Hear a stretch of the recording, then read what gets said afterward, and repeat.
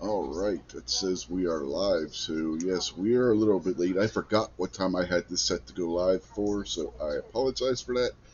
I was thinking of, like, I had set for 6:50, maybe 6:55. No, I had it set for 6:45.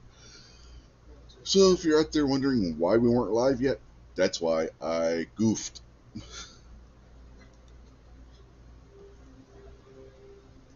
And yeah, so with that said, with this here on the panel so far, we have Kingpin. How are you tonight? Alrighty, alrighty. Yeah, we were talking a little bit before we went live about what happened on Wednesday and Saturday, which was interesting. I mean, for me, the high point of Wednesday was that back and forth with Adam Cole and MJF. That was just gold. And then what was it? Was it Saturday, Friday? Friday, MJF got one up on Adam Cole by booking him in a match for tonight as well.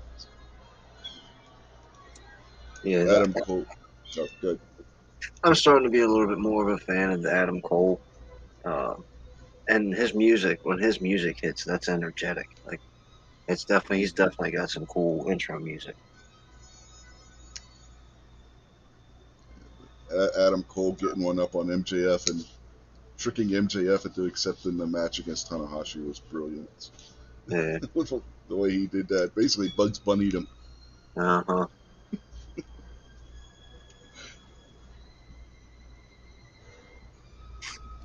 And then we were talking about, we brought it up during the pre-chat, the in stereo, shut up, Shivani. And then they both look at each other like, did we disagree on something? Right. Yeah, that was one of my highlights right there. I thought that was good.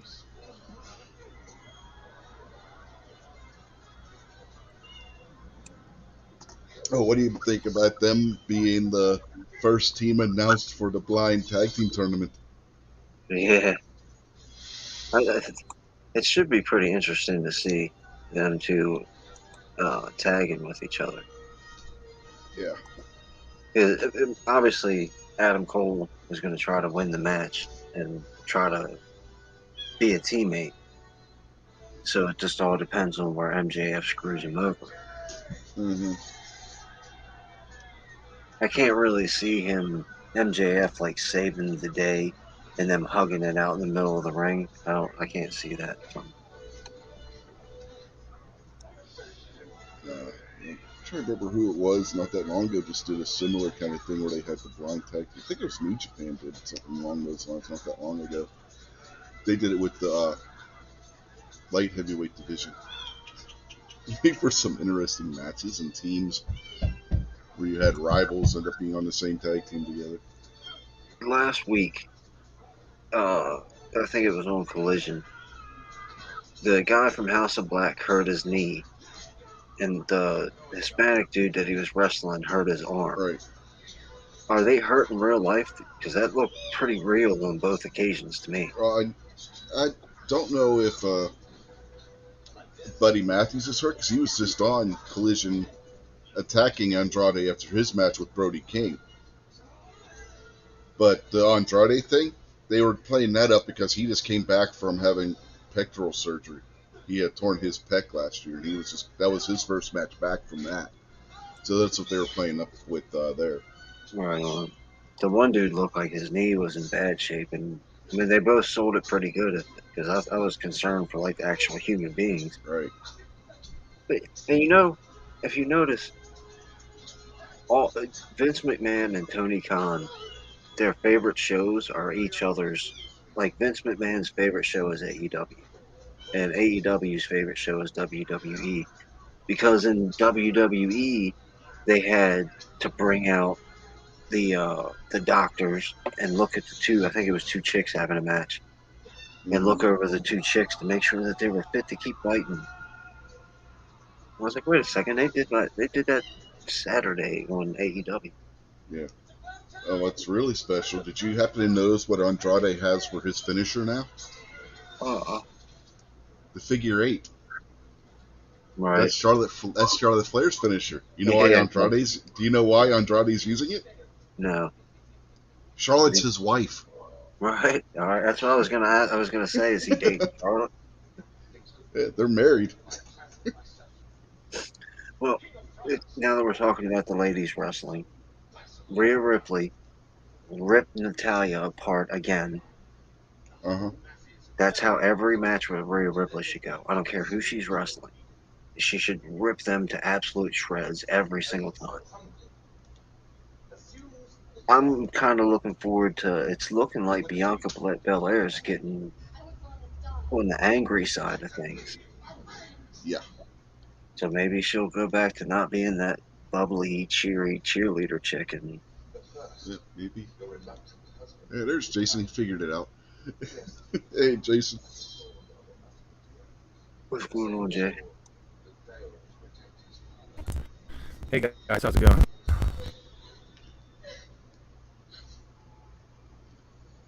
So, did you get my text yesterday, Jason, about who paid for us to watch the pay-per-view tonight? Yeah, I didn't understand that. Who paid for it? MJF. That's Kingpin. Michael J. Fox? Yeah, I was holding his Parkinson's pills hostage.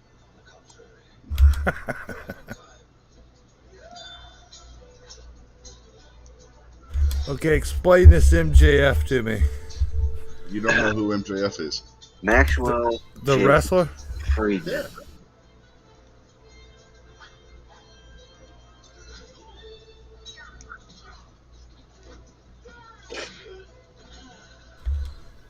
Okay, you're not going to tell me anymore? You know who MJF is from AEW? The heavyweight champion? Yeah, but how did he pay for our pay-per-view? Oh, What in the hell? Oh, okay. I know what it is. The pay-per-view just started. The pre-show. That's a little loud. You guys hear it? Is that okay? as far as I'm concerned, you can turn that volume almost all the way down. It's whatever you guys want. I'd rather hear you guys talk on TV. Yeah, that was kind of loud when that started. Holy cow!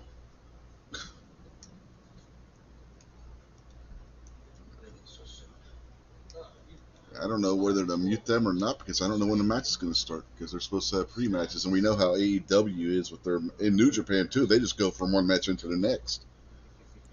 Yeah, even during the match, you could bump it down another notch or two. It's still a little loud. Well, I mean, it's up to, like I said, that's my preference. I mean, you guys are going to want to have No, to I'm go asking you to. if it's a little. If you guys think it's still a little loud. A little bit at the moment. That's good. Yeah. Okay. All right. That's going to be the So first match, too. yeah, on the main pay-per-view, yeah, because MJF doesn't want to stay there the whole time. Well, thanks for them pictures, Jason. I got them uploaded to my computer, and I'll probably shoot the video tomorrow. No problem.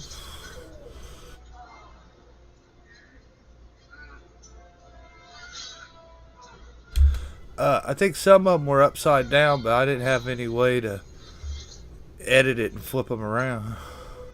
Yeah, some of them are upside down. Hopefully, I can flip them on my computer. Yeah, you should be able to. You can open up MS Paint. You could open them in MS Paint. And you should be able to. They should have a function in there, even if you don't have like Photoshop. Then should be able to turn them or flip them around. What are you doing, a 1911 video? No, I'm doing a Second Amendment Appreciation Month for July again, and I'm putting out a video every day of the week. So get ready for the two ABCs. So I'm gonna run down the alphabet with the two ABCs.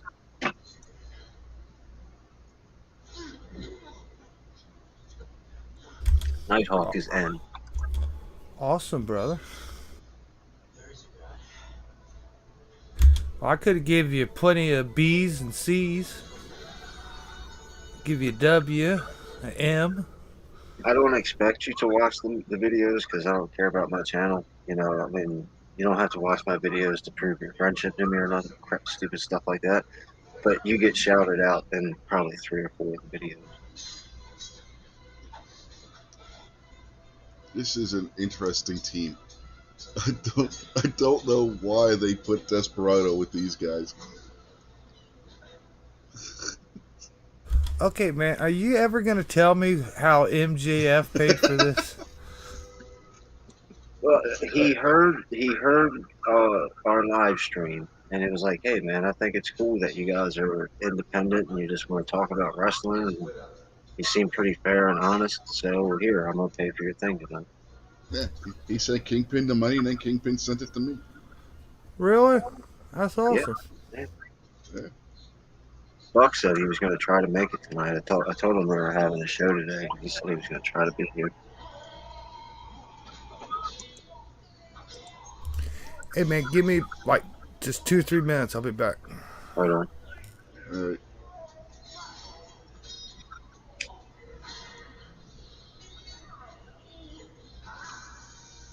This is one of the guys. Swerve Strickland's a guy who I was thinking about today.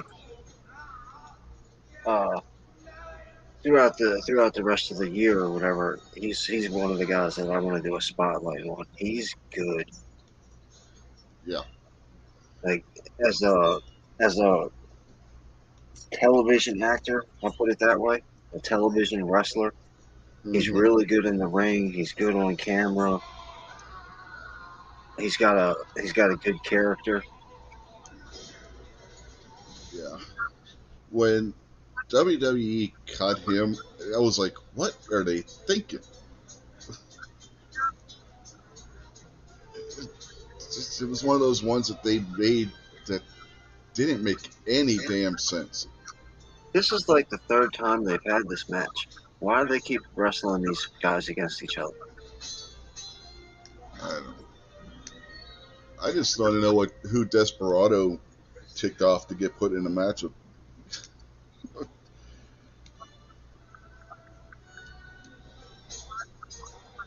That's the masked guy. He's one of the New Japan guys. Well, so's Rocky for that matter. Rocky Romero.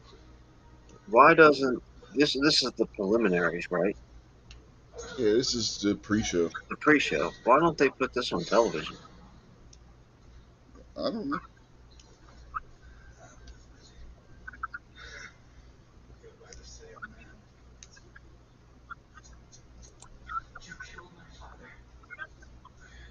Hey, Rob D's out there. What's up, Rob? Thanks for stopping by, buddy.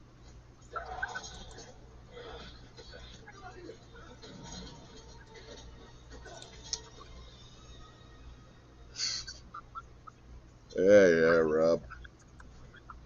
See, tonight's when the Patriots should show up and ask about midget tossing, but I don't think they're going to have any midget tossing.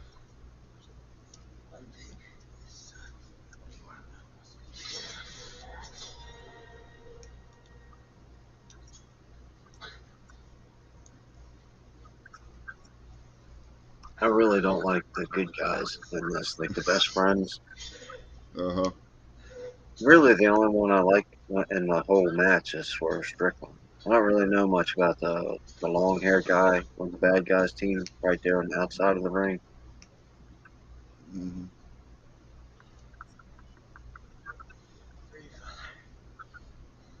No. The masked guy over on what you term the good guy side, he's not really a good guy. He's more of a tweener kind of guy, but he's really good. El Desperado. He's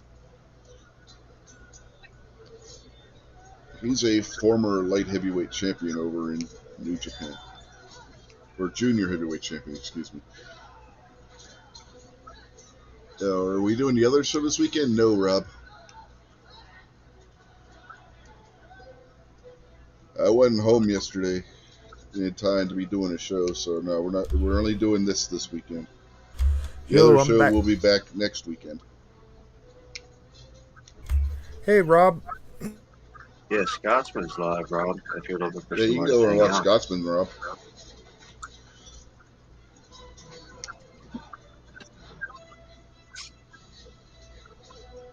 another little sneak preview. I do give Rob D a shout out and the U version of the two ABCs. Rob could come in here and watch wrestling. Rob ain't gonna do that.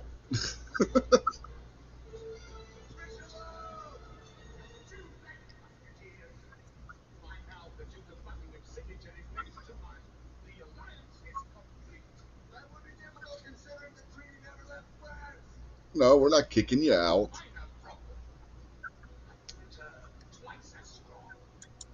Oh yeah, you're welcome to stay as long as you like. But Yeah, man, come on in, Rob. You can sit next to me if you want. I think Rich might have some Bud Light in the back. Yeah, I'm drinking yearling traditional lager right now.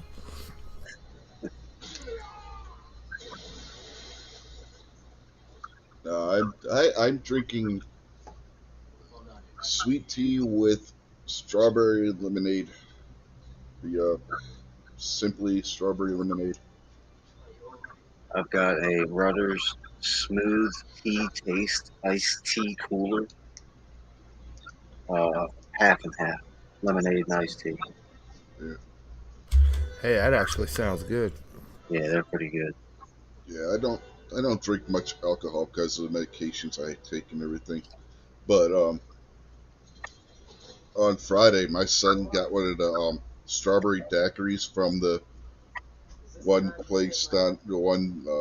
vendor down there at Busch Gardens. Man, that tasted just like a strawberry slushy. You couldn't taste the rum in it hardly at all. It was really good. Well, I worked today, and it's hot, and I worked far away, and I'm tired, so I figured I deserved a beer. I don't mess with alcohol because personally, I just alcohol is lame. I drank it like when I was younger, partying and stuff because it was what was happening. But I'm not a fan of alcohol, so I can't like the taste of most alcohol, especially that beer. Beer is disgusting. Yeah, I was never much of a beer drinker. I usually don't really drink beer, maybe now and then if I got somebody I hang out with, but I just felt like a beer because today I found out my supervisor for this neighborhood where he's at, he got fired. Woohoo! I drink for that. He will too. You know what he got fired for? Drinking on the job? Nope. He just got his 7th DUI. Wow. He was on the big time Columbus news and everything. He got his 6th DUI in May, and now got his 7th DUI now. He hasn't even been to court for the first DUI of this year. It makes 7 DUIs in total for him.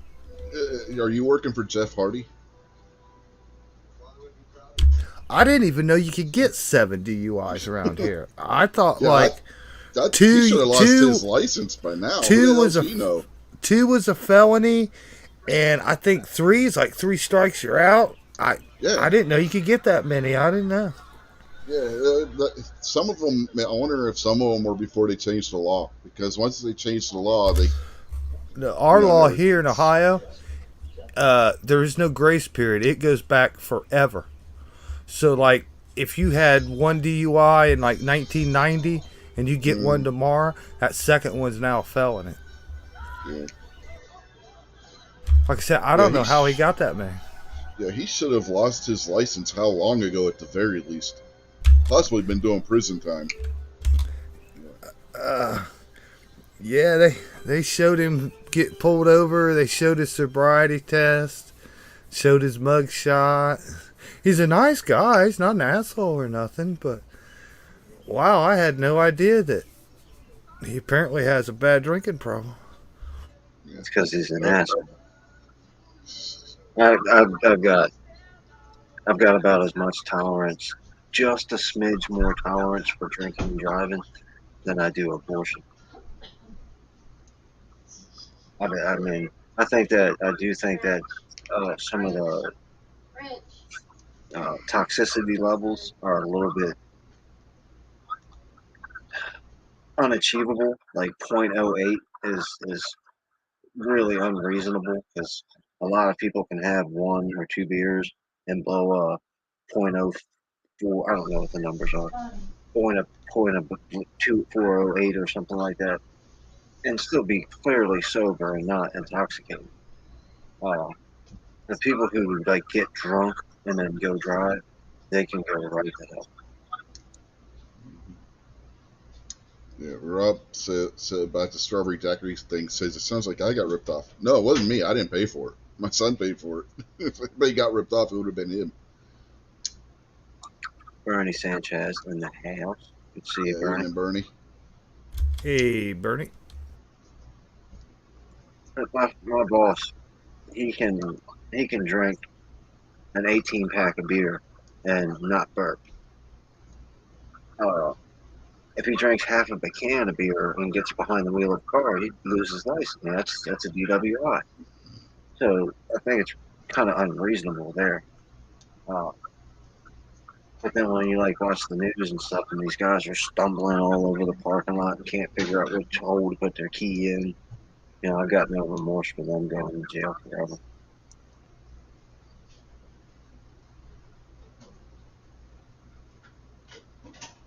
Poor Despy. Is he gonna be? They ain't gonna make him beat the pin, are they? No. Rocky broke it up.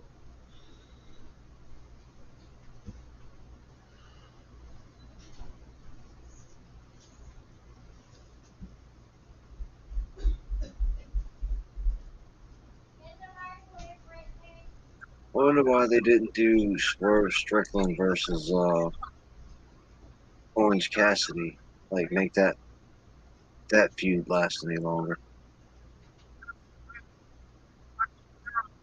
Well, who said they're not? Well, it's been 3 weeks and Swerve's wrestled everybody else but him.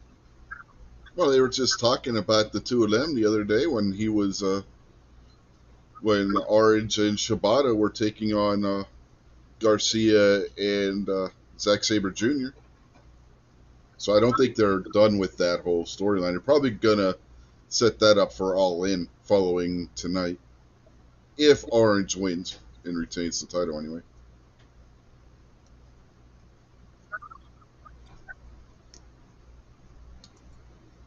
Which on paper tonight's match is going to be the hardest one for Cassidy to retain. Whatever.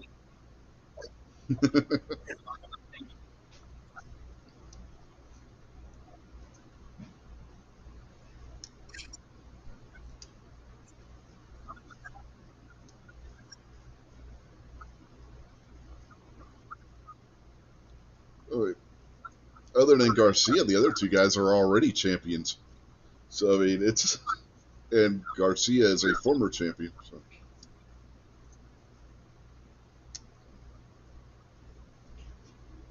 Shibata's Ring of Honor Pure Champion, and Zack Sabre Jr. is the New Japan Television Champion.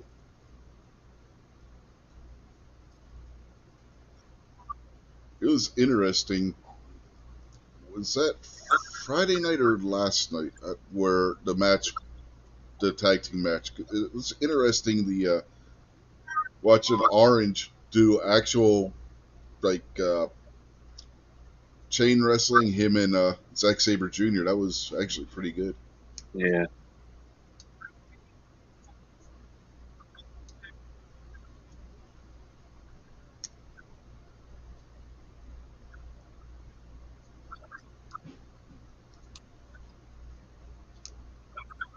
Showed just how good a wrestler Orange Cassidy actually is.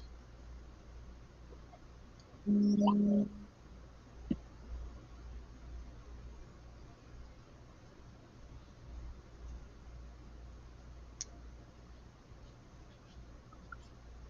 not surprised Rocky Romero's the one that ate the pin.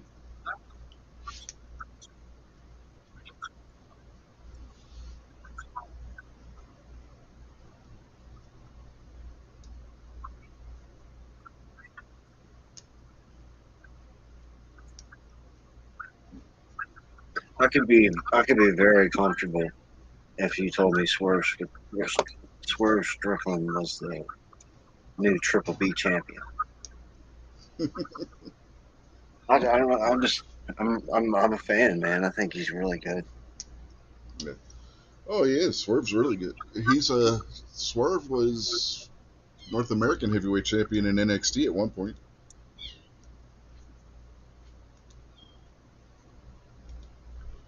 And then he gets up to the main roster and promptly gets cut. Again, totally mind-boggling. What was Vince thinking? Well, as predictable as wrestling is, and I think it's just more predictable now because I'm paying attention to the storylines now. The NXT was great. The match between Braun Breaker I thought could have been a smidge better, but it was really a good match. And then when Finn Balor came out and stopped, I was like, I was sitting there waiting the whole time. My Uh-huh. biggest thing was throughout the show, I was like, Finn Balor better not rob me of this match. Oh, I thought that's exactly what was going to happen. I thought Finn was going to come out much earlier and cause a disqualification. Yeah, me too. I was like, man, I'm gonna be pissed if I don't get to see this match.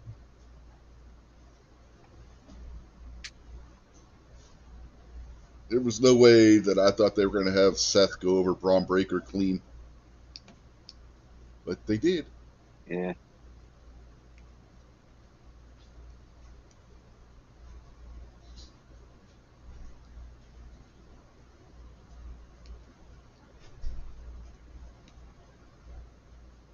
Somewhere leaf lettuce is naked without trusting.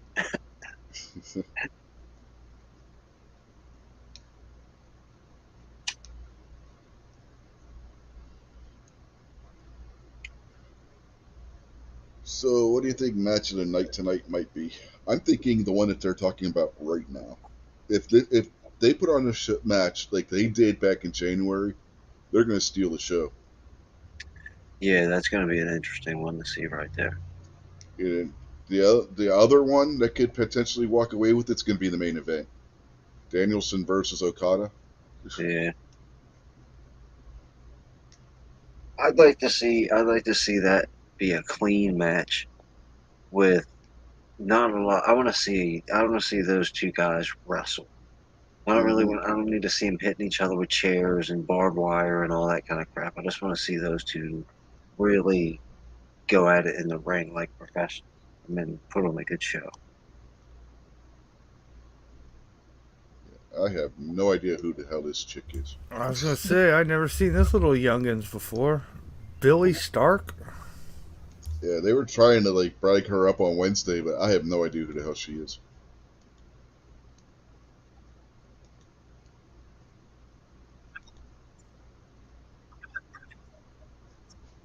It'd be great if Rhea Ripley just ran down there and ripped her arms off. Wrong promotion. Yeah, I still be really great. I'm not saying it wouldn't be great. I'm just saying it's wrong promotion.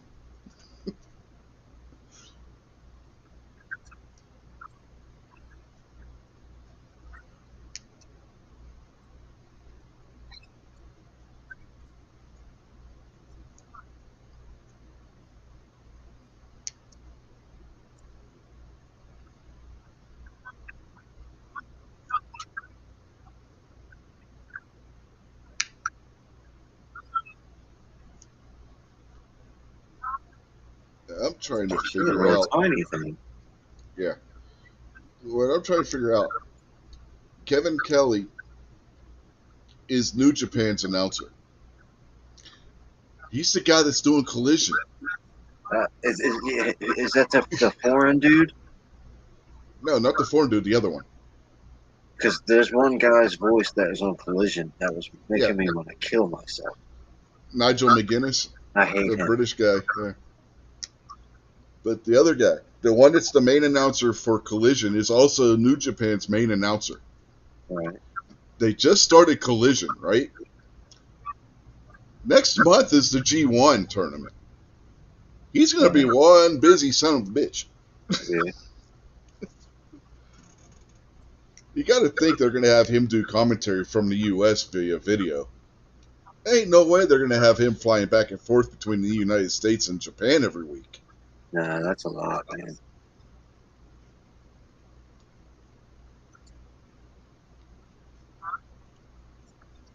Later, Rob. See you, Rob. See you, Rob. Thanks for stopping by, man. When Owen Hart died, wasn't he in WWE? Yes. AEW isn't afraid. Like they talk about WWE on the show. They talk about Vince McMahon on the show. They don't pretend like no other wrestling exists like WWE does. Yeah. And Owen Hart's wife will not let WWE do anything with his name.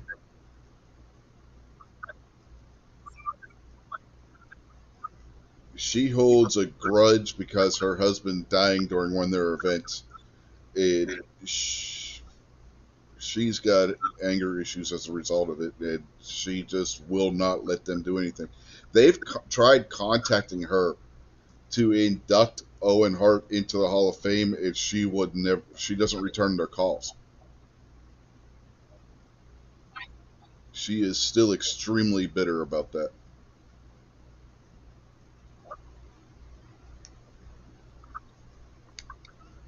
This black girl can go. She's got skill. Yeah. She's another one that was really good in NXT and ended up getting cut on the main roster. She's a former NXT Women's Champion. She's just really short, though.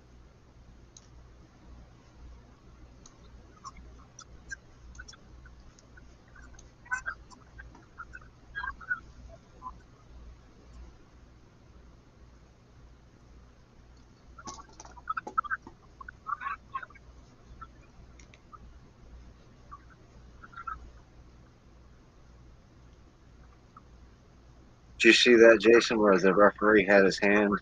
He was holding the wrestler's hand. Yeah, I saw it. Yeah, that's how like the referee will grab their hand, and if they're hurt, they squeeze.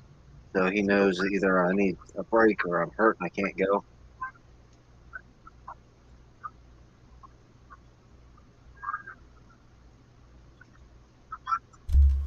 I don't think it's fair that little girl's got to fight Shannon Sharp, though.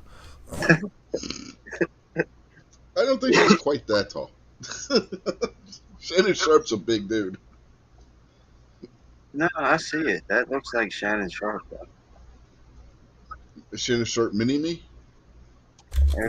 Susan Sharp. There you go.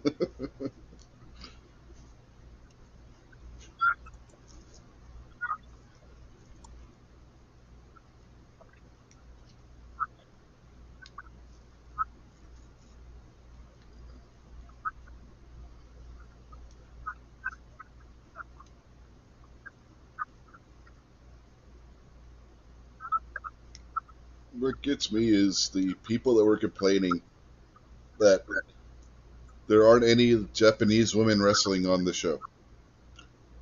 New Japan doesn't have a women's division, folks. The closest they would have had would have been some of Stardom's women, but they can't do that because Stardom has a pay-per-view tonight over in Japan. Yeah.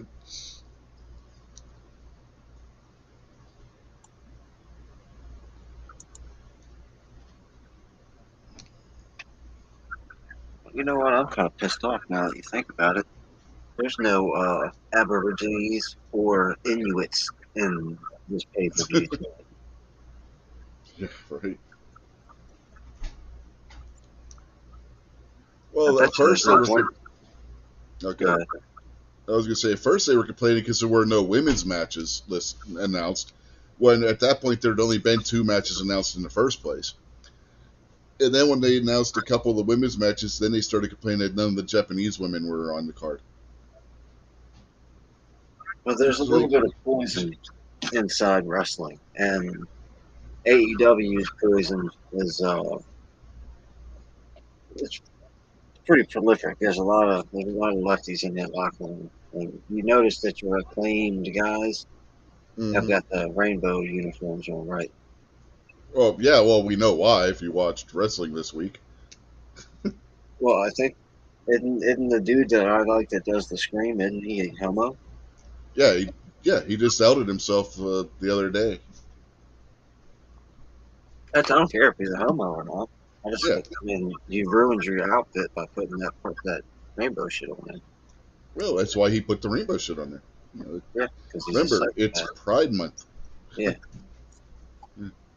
Tyson James put out a video called Pride Month, and he put PRI. How did he do it? Yeah, it was PRIE in lowercase letters, and then DMOEN in capital letters, then TH. Mm-hmm. So there's demon, like right in the Mm-hmm. middle of Pride Month is demon. Mm-hmm. Well, I don't know if you caught on to what I was doing with this week unloaded this month with the show titles. There was a message embedded in those. I don't remember that. I mean, I read all the titles, but I don't ever remember. I don't even know what this one's titled. Yeah, put the titles together as a paragraph. What I Oh, was she going got. to do, Oh, God! I saw it coming yeah, Ooh, yeah. What I was on the the edge of the ring. Ooh. yeah, the Father's Day episode was going to be the third sentence in the paragraph. If you each title was a sentence, right. the Father's Day episode was going to be the third sentence in the paragraph. But then not having the show last week kind of spoiled that. And having a bunch of friends that pay attention to me from that probably hurt too.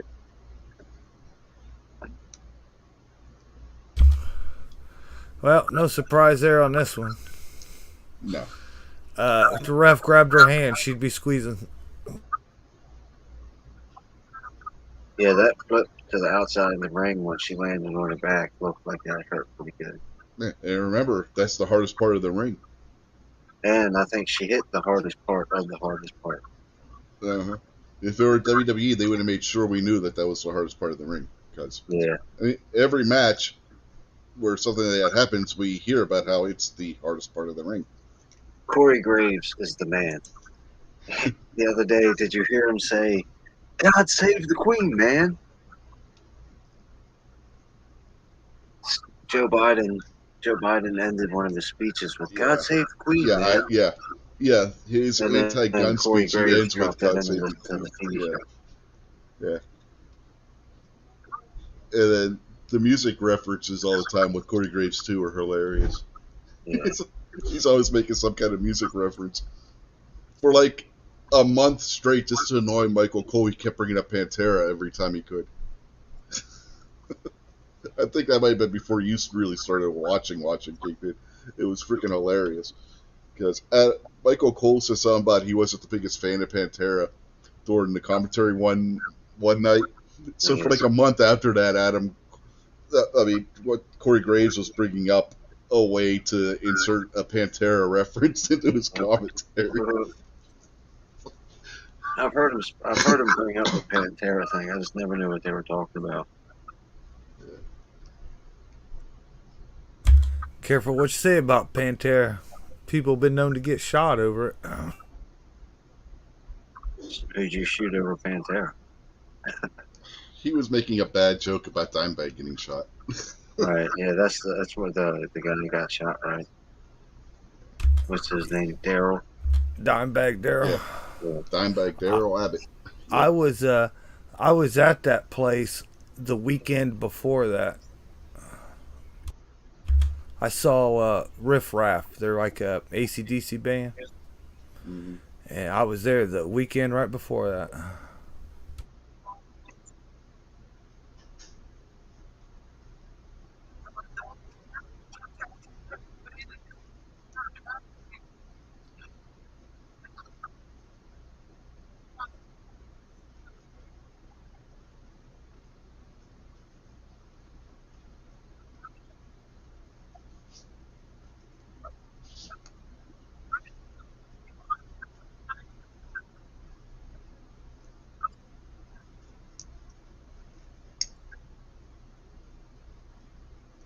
This guy's pretty good.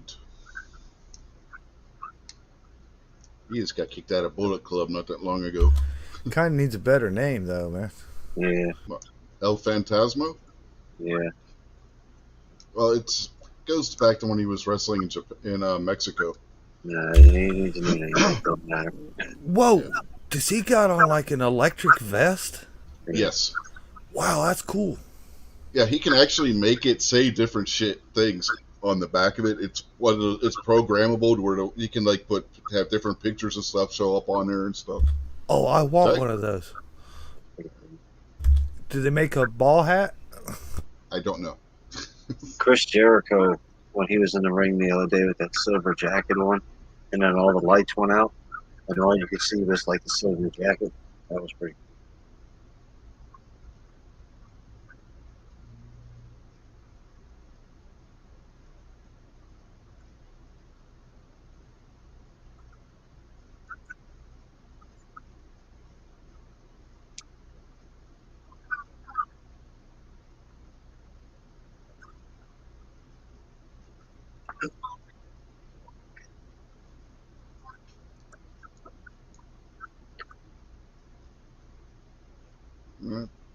This match will make the Canadians happy. Got two Canadians facing each other.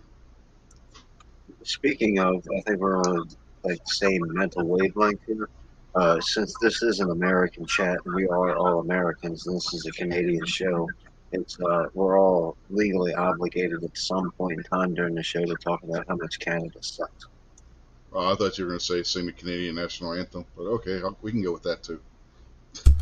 Canadian sucks, and so does hockey. Hey, you watch your mouth there. Hockey sucks now. The game of hockey is fantastic. The NHL sucks.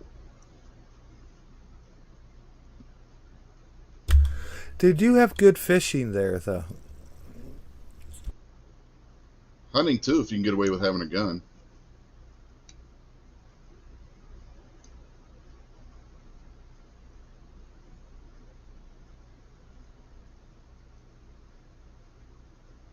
My grandfather used to go on a hunting trip up to Canada every year. They had some massively sized deer up there. When did Logan Paul start wrestling with AEW? That guy in the blue looks like Logan Paul. That's what I thought when it started. Yeah, he does look like he could be the third Paul brother. But he's not from that shithole known as Cleveland, so can't be possible. Oh, well, thank God. Good for him. Logan Paul from Cleveland? Yeah. That's impossible, Rich. Yeah, that's why he was on Raw the other day. Remember I told you he was talking trash about Cleveland? Or Ohio and Cleveland? Well, yeah. No one from Cleveland is good and famous. That's what he was saying. That's exactly what Logan Paul was saying. Okay, well. And he said he's going to bring back something for Cleveland to be proud of when he wins the Money in the Bank match. Cleveland's got Jason. They don't need anything else to be proud of. No, he's Columbus. Well, I mean, nothing good is in Cleveland, so they got to look to Columbus where Jason's at to say, hey, that's our thing. Well, they got Chris from the 740 too, then.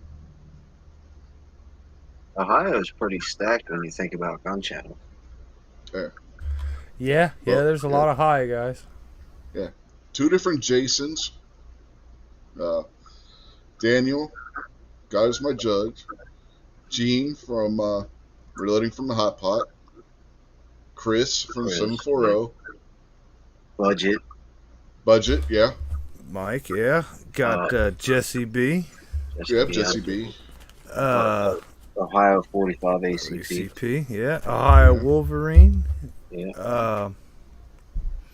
There's still some more. Is Miles Lovely from Ohio? Squatch Reloading, Sasquatch. Squatch Reloading. He's from here. Yeah, I haven't seen him for a while. Titty Twister. Yeah, there's still quite a few more from Ohio. Purple Nurple.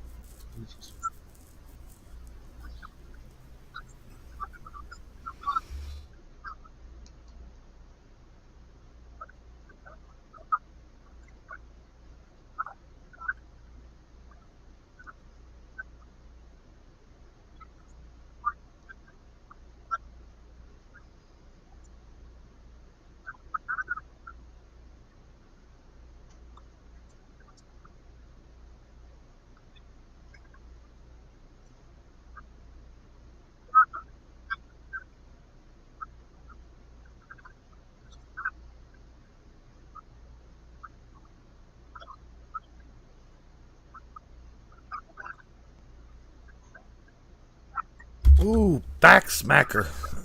Mm-hmm.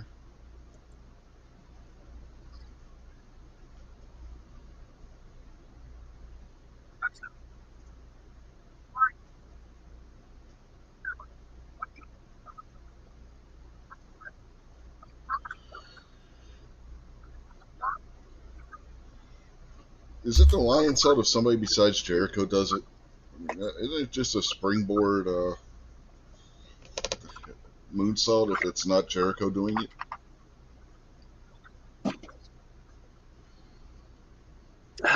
Christian Cage. Did you catch the part where he said, "I'm going to make this title go down the roads that it was supposed to go Uh down"? huh.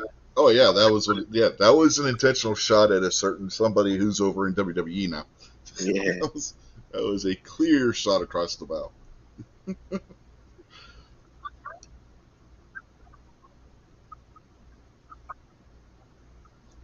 Of course, Christian seemed a little delusional in that promo because it seemed like he thinks he is the TNT champion.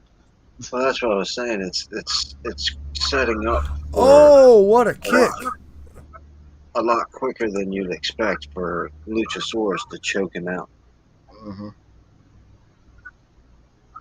Oh, speaking of choking out or choking period, did you see that choke slam that Papa Briscoe put on Jay Lethal? Holy hell! Man, this This guy is it. wrestles like Logan Paul too. Or maybe Logan What? Paul wrestles like him because he's been around a lot longer. I'll give you that.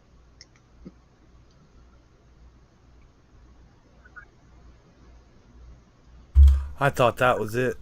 Yeah, me too.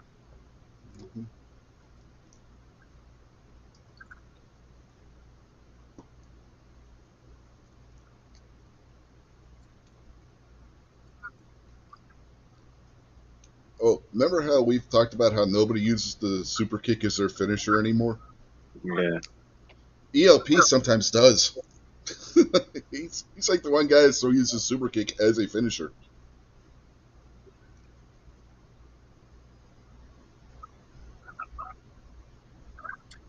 Speaking of the 450 splash, did you look up that white chick from Monday Night Raw, Jason? No. She you ever heard of American Ninja Warrior, that TV show? Uh huh. Yeah. She's like the only female that's ever climbed the wall of destiny or some Yeah, wall that's on there that most men can't get up either. And she's yeah. the only female that's ever been able to do it. Oh, Hmm. cool. The girl that did that flip you were talking about. Yeah, she's like the only female that's ever won the Ninja Warrior contest, the American version of Ninja Warrior. Won it or finished it? Well, Won it. she won. She won. She's the only female on the planet that's ever climbed that wall. Yeah, yeah. Like I don't even think anybody in any other countries ever climbed. Hmm. And to win the whole thing, you have to be able to climb that. It's supposed to be crazy hard to do.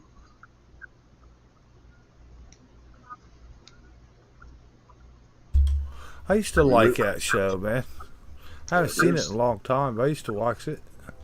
uh, there are women that have won, but they haven't won the whole thing. They won because they beat their competitor. But as far as she's the only one that's actually overall won the whole thing because she's the only one that's ever climbed the wall. I think you probably have to like look it up on the internet or do some like streaming service to see the new shows. I don't know if like regular television plays it. I think it used to be on NBC. I don't know if it still is or not. It was on NBC or one of their affiliates or something. Did MJF really pay for this show, man?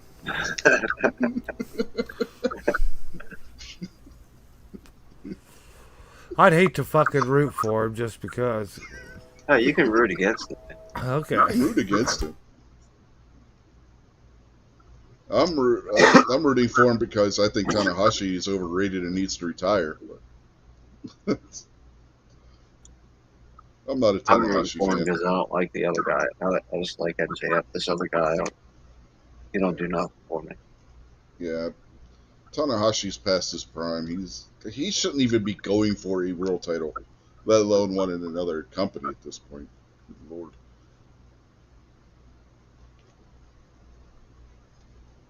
At one time, this could have been a really good match, Tanahashi versus MJF, but Tanahashi's knees are completely shot. The guy Well, I think that shouldn't be might getting be. main event matches. I think that might be what they're going with their regular television wrestling protocol, and MJF is going to get this is his Super Hall of Famer historical win, and then within the next match or two, he's going to lose the belt to somebody.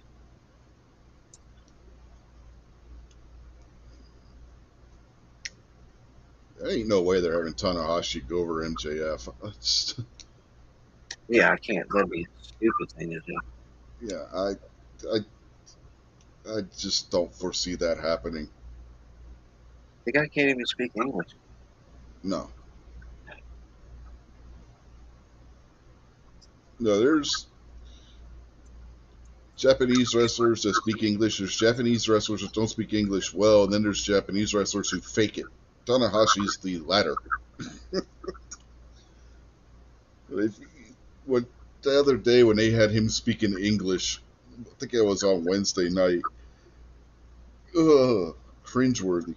The best part is they had him do that live on one of the shows, speak English. You could tell that a lot of people in the comments on the one wrestling channel that I watch, I want to say it was Cultaholic, were saying, I didn't even know, somebody said, I don't even know Tanahashi spoke English, and I replied to him, neither did he.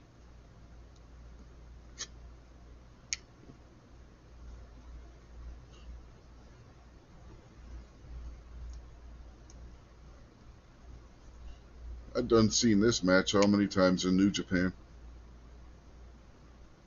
LIJ versus United Empire.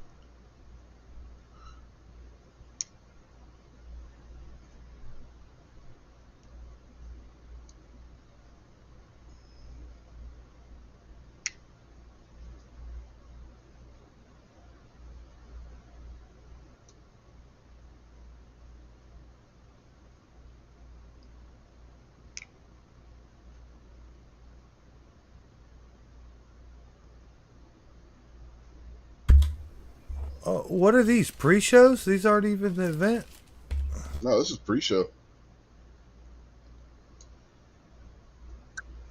Yeah. Yeah, remember, Jason, this isn't WWE, so they actually have matches during the pre-show. Man, we sure are getting MJF's money's worth out of this one. Hot damn. Speaking of MJF, is the first match on the pay per view. Yeah, As soon as the pay per view starts, MJF is the first match. Oh. After that match, is our show shut off? Probably. No. You know how he is. He only paid for us to watch him. Yeah. Yeah, right. Yeah, because remember, this is free. The pre-show's free. We're not, so yeah. I'll be right back.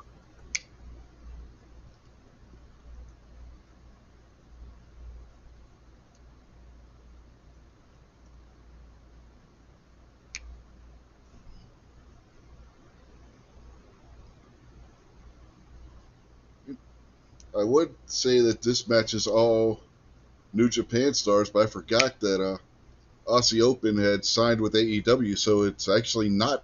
At one point, a couple months ago, it would have been.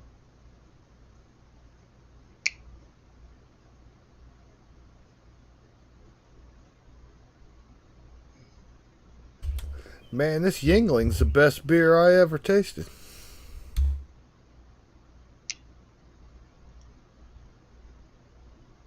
You never had a Yingling before? I had one before when we all went down there to shoot those rifles in Tennessee. Mm-hmm. One of the Georgia boys gave me one, and that was the first one I ever had.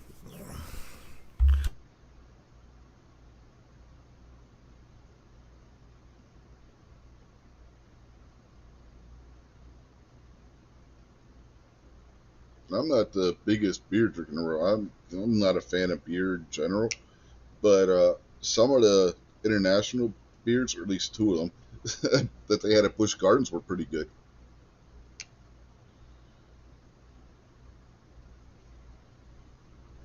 They have a promotion going on right now where everybody that goes above to Busch Gardens above the age of 21 can get a 7-ounce beer in the Germany area for 50 cents. Huh. You get two of them at that price a day. So I tried a couple of foreign beers, and they weren't bad. Totally different than what you would find here in the U.S., I'll tell you that much. I'll be sending out the party invitations tomorrow. My treat, everybody in Williamsburg.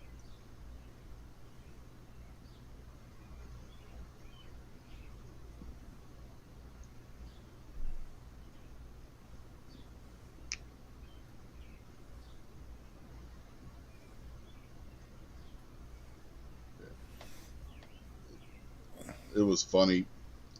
Over the PA system at Busch Gardens, when you go to different national areas, they make announcements pertinent to that area. Busch Gardens, where Oktoberfest is every day. Huh.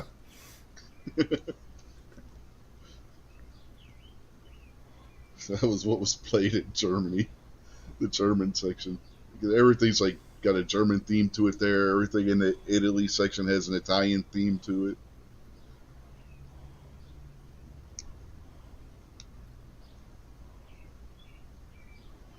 It was funny. You go to Ireland and they, at each section, all plays different music too. Let me set it up with that, right? In Ireland, they were playing U2. Oh, of course they were.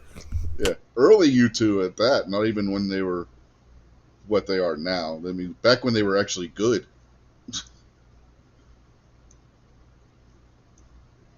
But I never really cared for YouTube. And then when they made that video with that dude with somebody's foot all over his face, I really What? didn't like it.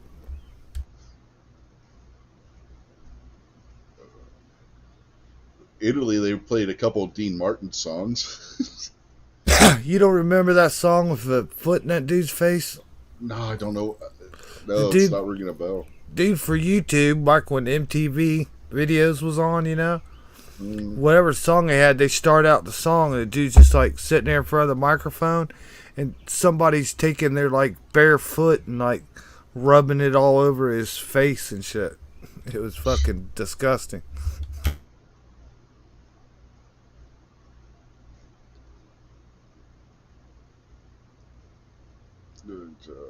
Scotland, you might find this crazy, but it was a bunch of like bagpipe music. Who would have thought that in Scotland? I tell you what.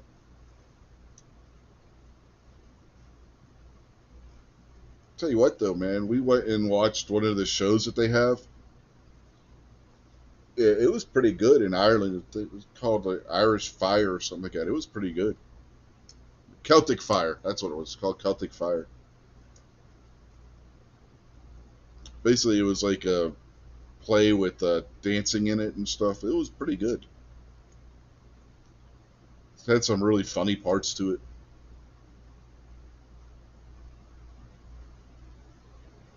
and it was a live Irish band that was playing the music for it and stuff. It was pretty decent.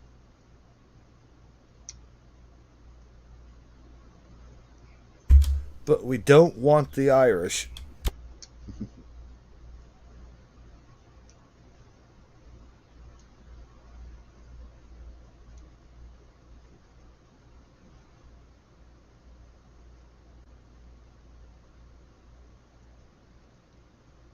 Yeah. Okay, you see how big Shingo Takagi is, right? The guy that's about to hit the move on the other guy. Would you believe they had him as a junior heavyweight at one point, as big as he is? Man, that was a pretty cool move. Yeah, that the Made in Japan. But does that dude look like a right there? The guy that's on the screen right now. Does he look like a light heavyweight to you? Uh, Light sumo, maybe.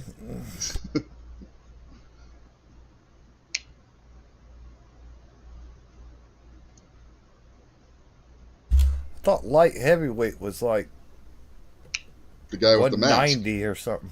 Yeah, the guy with the mask. Yeah, the guy with the mask was actually his tag team partner, and they were the junior heavyweight tag team champions at one point. Ain't no way Shingo Takagi was ever a or a junior heavyweight. Ain't no way he met weight for a junior heavyweight division.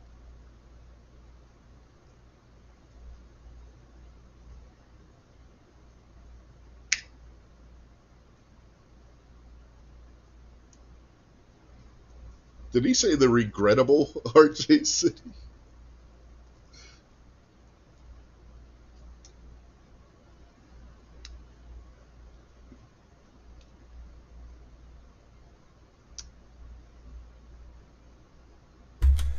Damn, honey. Please don't squeeze a fucking Charmin. You better watch yourself, man. That's John Moxley's wife. He'll show up and kick your ass.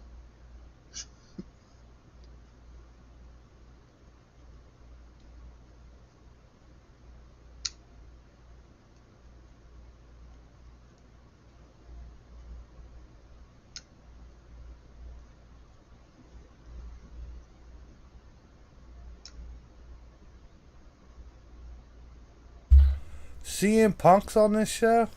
Yeah. Oh man, come on. You know damn well they were going to put him on the show. Don't act surprised. But you notice the reaction he got from the crowd. They weren't happy when he said said CM Punk's name. So. Well, maybe he'll take a chair or something to the head and it'll be good.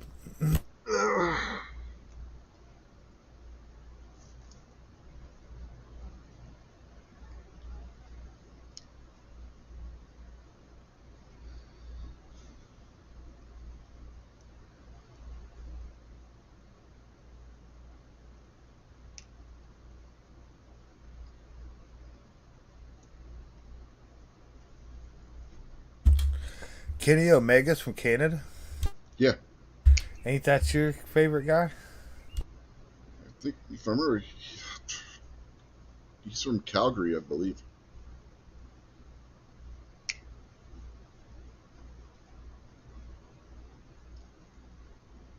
Yeah, I'm wearing my Kenny Omega shirt.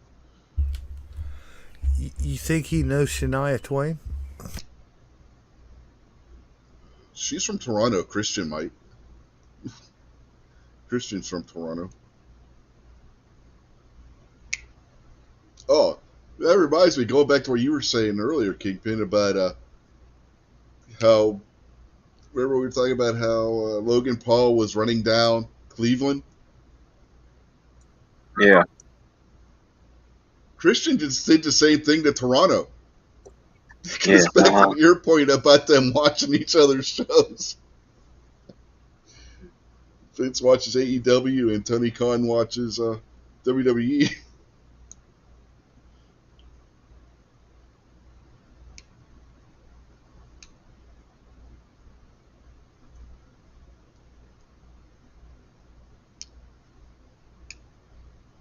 One minute to go.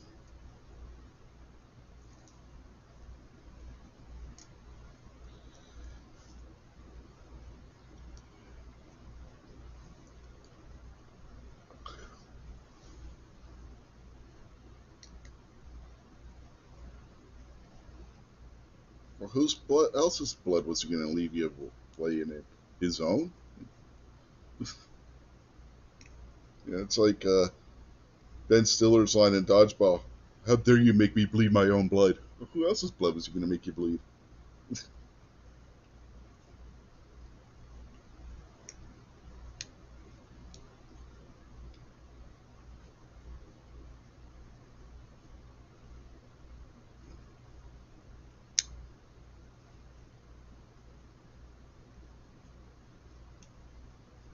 I got to root for the BCC in their match because I cannot stand Eddie Kingston. It hurts. It hurts to say that.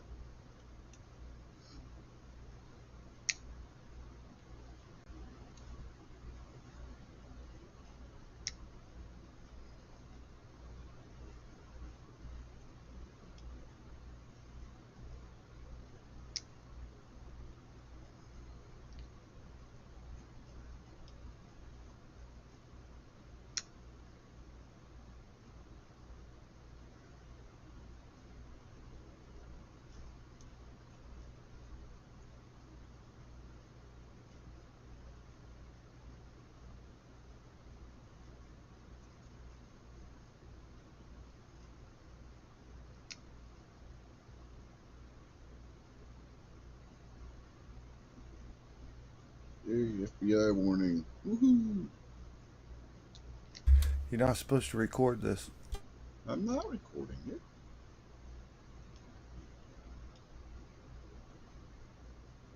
Remember when all the VCR cassettes used to come with that warning on them?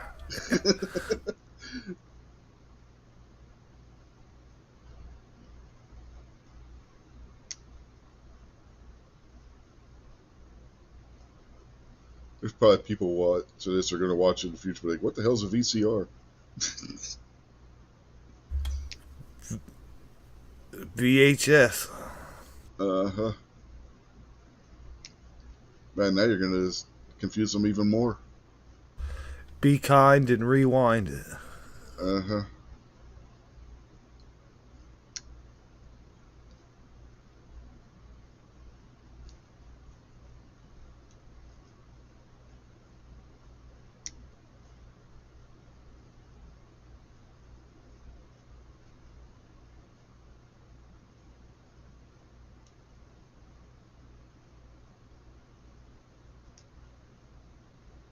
Yes, and his century was the last one. He hadn't been wrestling that long. But yeah, his time is come and gone, though. He needs to retire. He's too old.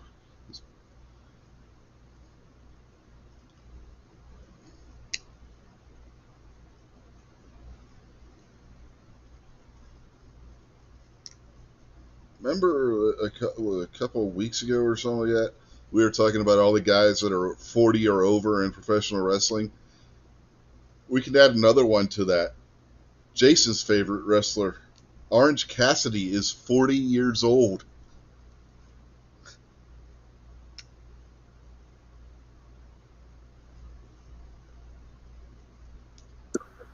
Whatever. Well, it's time for him to grow the fuck up. Probably lives in his fucking mom's basement.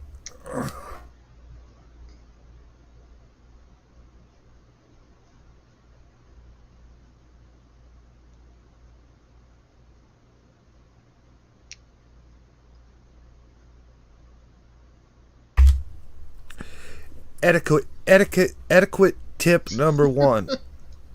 If you're over 40, you don't wear skinny jeans. Well, he doesn't. His pants just look like them. They're actually more of a jogging pants thing. But did you catch what MJF has on the back of his entrance robe? It says New Japan is an indie. Does it say, hello, Unloaded Wrestling? No. And you got the name of the channel backwards. It's Wrestling Unloaded.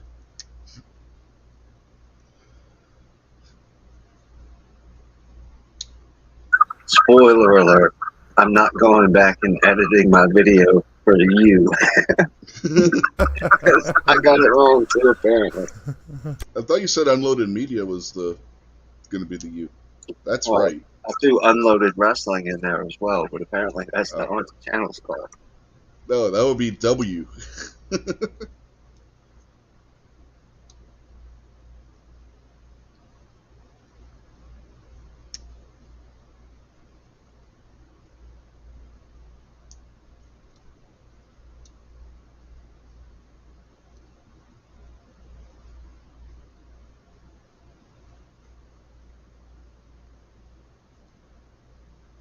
Boo! Boo!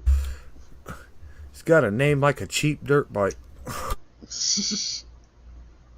Well, that's because most cheap dirt bikes are made in Japan, Jason.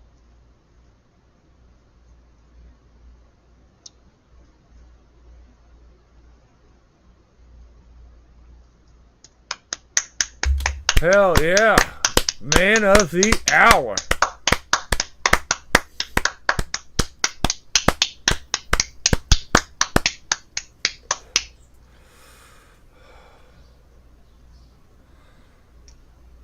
A fine, generous American right there, boys.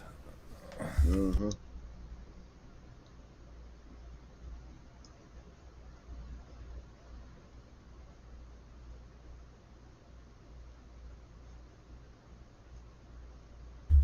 He'd give you the shirt off his back, but he ain't got one, so he said, "Here's $60." Uh-huh.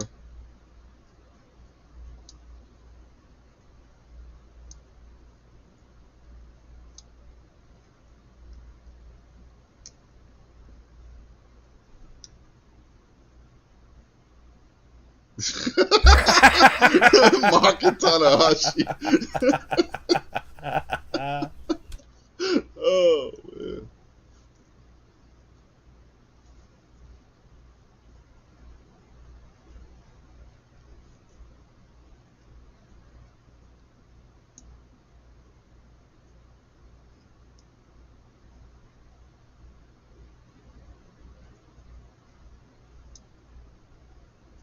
I'd say the crowd's evenly split.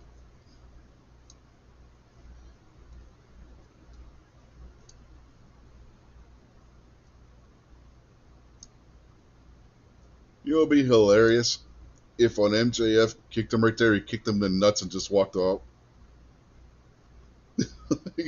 I'll try one doing this match.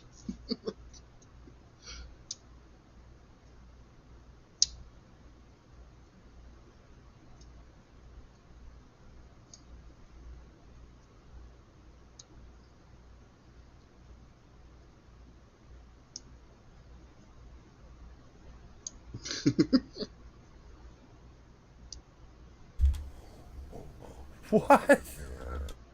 I didn't tell you stipulation from the MJF paying for it that he was going to be mic'd up so he can listen to what we're saying. Yeah, he's got an earpiece in. Well, get back in there, kid. Don't be a fucking pussy. Fucking waited all day for this. Now you get in there and do your fucking duty.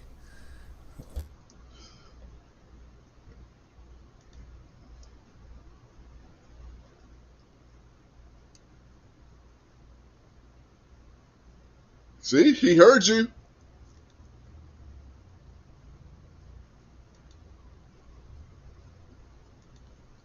Hey, Buck.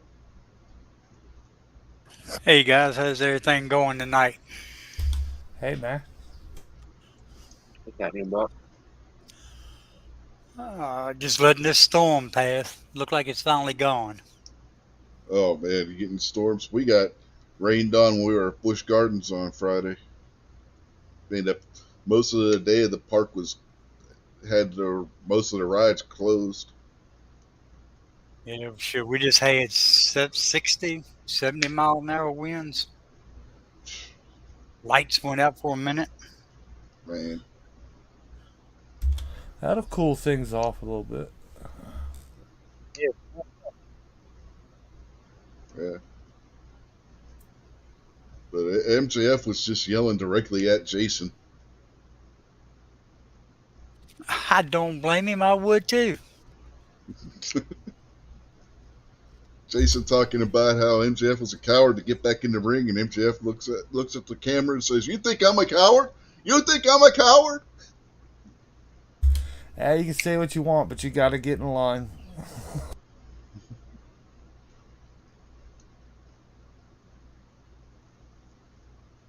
That was funny as shit.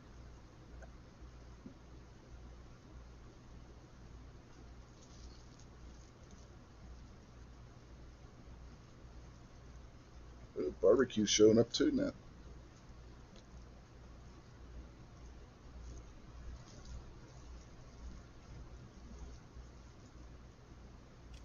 I don't know what it is, but it looks like it's got a better picture on it tonight than what we usually do. Yeah, it looks pretty good. Yeah. Different company doing the feed. This is on Bleacher Report, not Peacock. Oh, okay. Yeah, thank you, right, Buck. It does look better now that you mention it. Because usually it has to stop and load for a minute and be all glitchy and everything.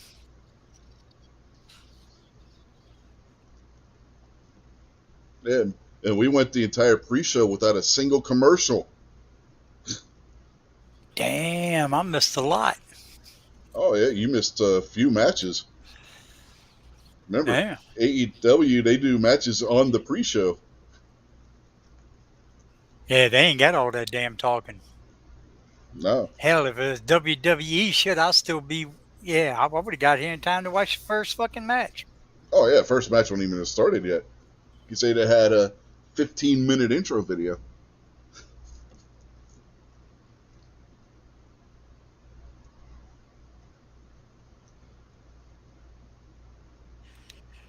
Man, I went out and cut grass this morning back there in the back where I shoot at. Got it all nice looking and everything. Come up here, ate breakfast.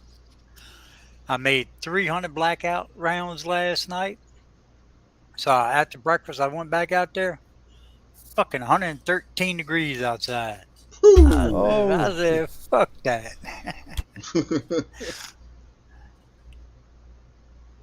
He just called the ref a dipshit. He's like, MCF said, make me dipshit by letting go of the rope. The referee kicks his arm.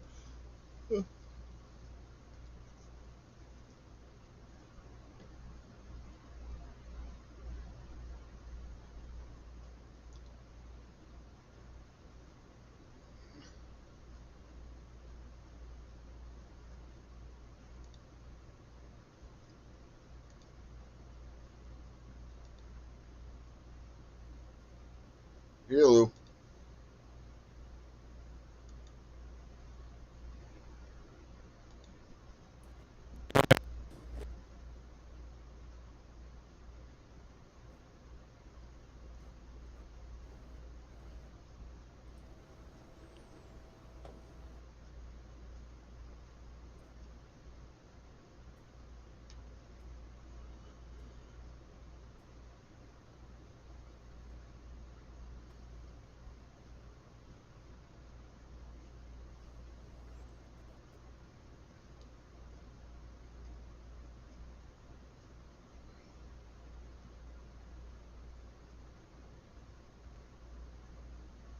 We wouldn't have the phrase Forbidden Door if it wasn't for Tanahashi. I don't even think he could say Forbidden Door.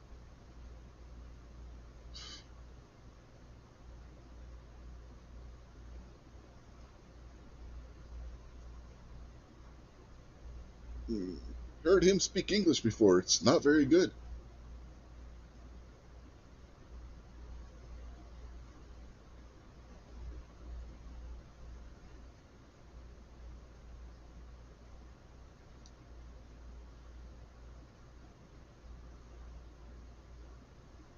Why does he have hair like a girl?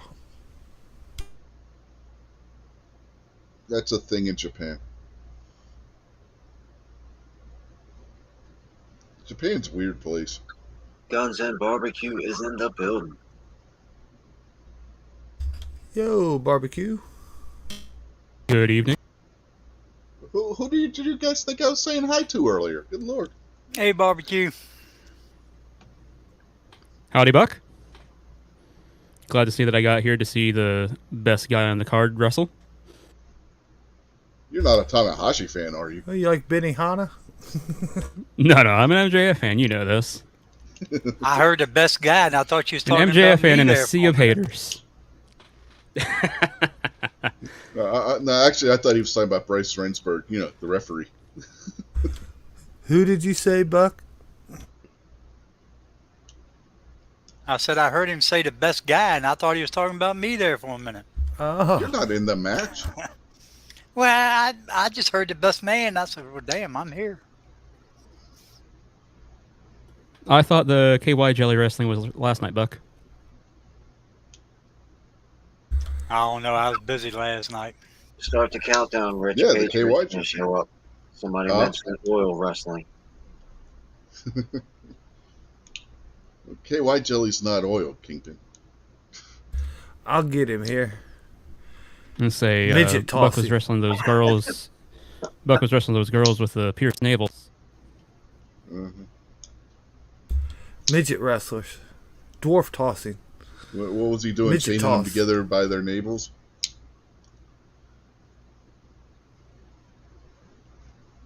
We people merry-go-round.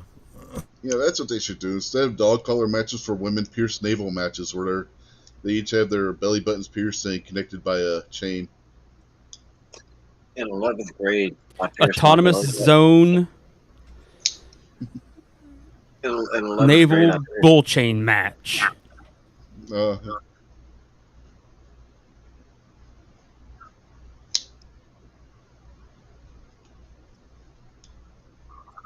oh, that did look like it hurt his knee. What the hell was he even trying to do there? Like, I don't understand what in the world he would have possibly tried to pull off there.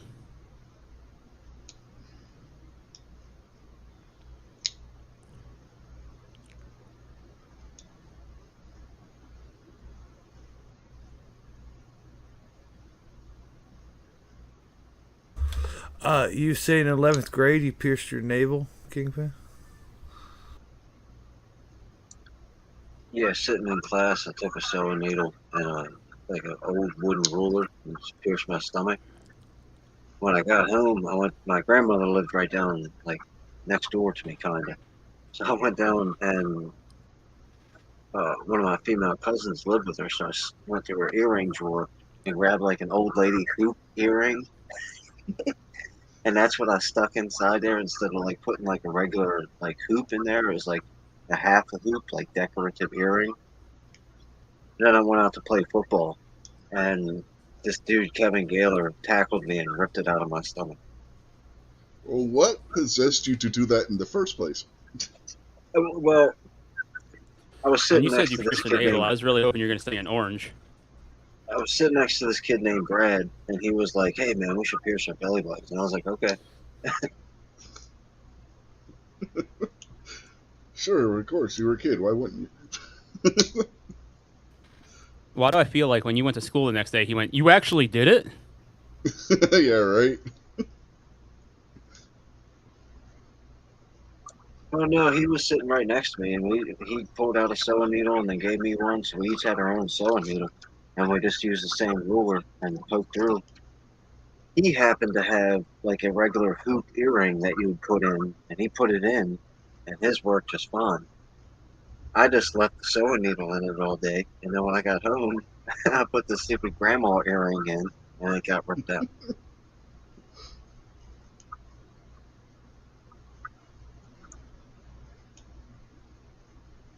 Now that's kind of disturbing, Kingpin. What kid in school would randomly bring sewing needles to school? Oh, he got them from the home ec department or whatever. Like, this was probably third period class, so I think he got Oh, them okay. in his first period class.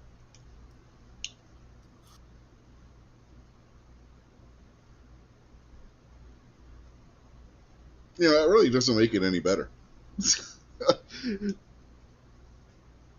If you were both like taking home ec or some shit, and they had you doing sewing, it would have made more sense. No, Next- it clearly doesn't. I mean, it's a terribly stupid idea, and it hurt. It wasn't. It's not recommended. Oh, I bet it hurt. Next time, use a nail gun. It goes through so fast you don't feel anything. Oh hell, that's essentially what they do anymore when you get your ear pierced. It's like a nail gun through your ear. I never used a nail gun to pierce anything, but one day I was sitting around and I wondered what it would feel like if you stapled your thumb. So I took a stapler and I stapled my thumb. And it was top 5 worst decisions I've ever made in my entire life. Please, Oh God, yeah, I don't can. do that. Yeah, I bet it was.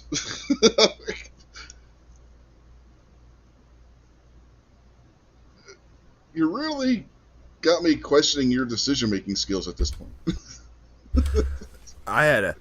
I use little skinny nails, man, little 18 gauge finish nails for my trim. I was doing some stair steps, and I was putting down it's basically a board we call window stop, but I was putting that down over the framework of the stairs to make it pretty before I put trim over it, and shot and had my finger there holding the board down, and shot the nail. Why nail isn't the went- referee counting it? Yeah, the nail went in the wood, came back out, curved in around like a hook, went through my thumb and back into the stair steps, and had my thumb sitting there nailed completely to the fucking stairs with the nail like curved around into it. It was a lot of fun.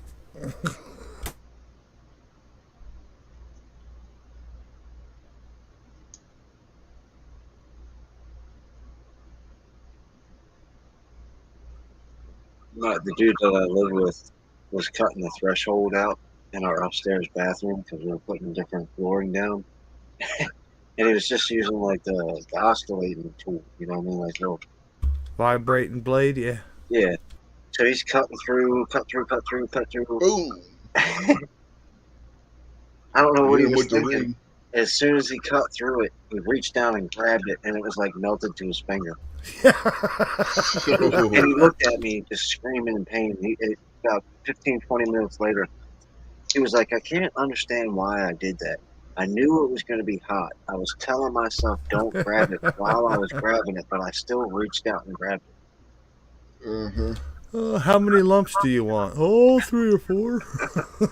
Oh, give me a whole lot of lumps. Yeah, I don't know if you guys caught that. MJF done whacked him with the ring. He pulled something out of his shorts and hit him with Yep. Yep, the ring. That big diamond ring he has.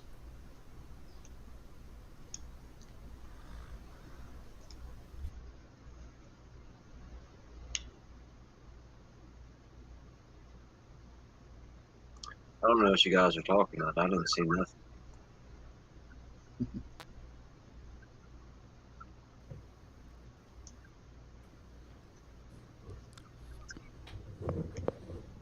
My damn mic rotated on me. I didn't know it.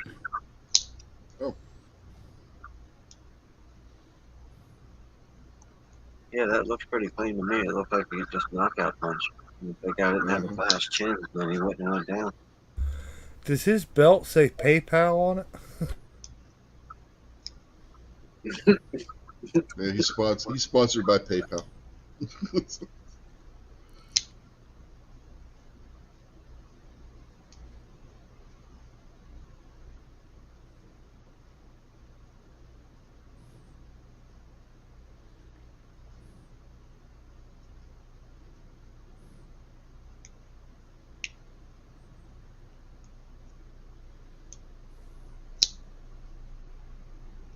Hey, it's a commercial. We're not supposed to have commercials.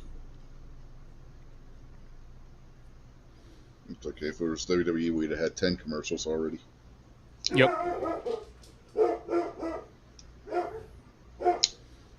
So, are you guys rating the matches tonight, or just? If we got time, I mean, if you want to go I through. don't know if we're gonna have time. Yeah, these guys go fast between the matches. Yeah. Except for this one. I give this one a 0 already. Well, if CM Punk wins, it gets a 0. If Kojima wins, it gets a 10. I'll give it an 11 if Punk wins, You would. just to be a dick.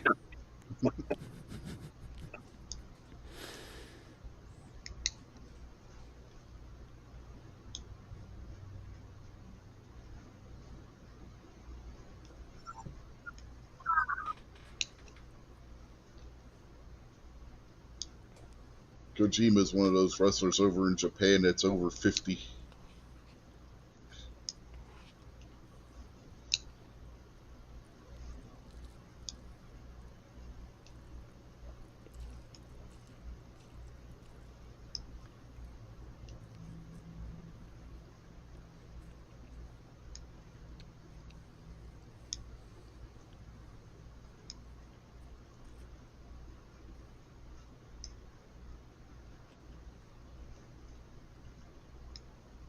Yeah, Kojima's one of those guys you don't want to hit you with a clothesline. Fuck that. Can we just see the ring announcer girl, please? Yeah, this is gonna suck. Yeah, show us Dasha. We don't need to see Punk. Are they booing or are they yaying? I think it's a mix of both. Yeah. A Collision yesterday, it was about an even mix. Today, it sounds more like there's more boos. Rich, I'm going to go load up YouTube and give us a thumbs down just because of this. Well, thanks a lot. I tell you what.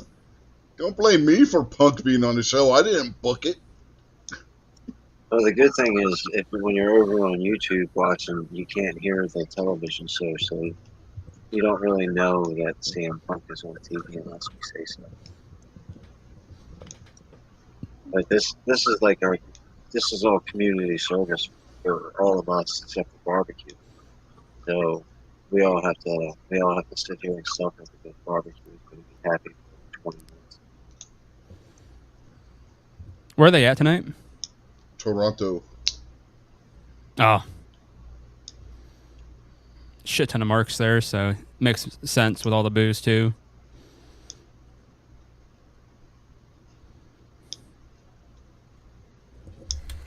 You know how you go to the gas station sometimes somebody holds the door open for you or you hold the door for somebody else? If I was at the gas station and seen CM Punk, I would close the door right in front of him. That's yeah, I was going to say that. Go to hold the door and realize it's CM Punk walking behind you and pull it closed instead. If I was at a gas station and I saw somebody, John Q. Public, open the door for CM Punk, I'd go slash their tires. In Minecraft, FBI, that was a joke.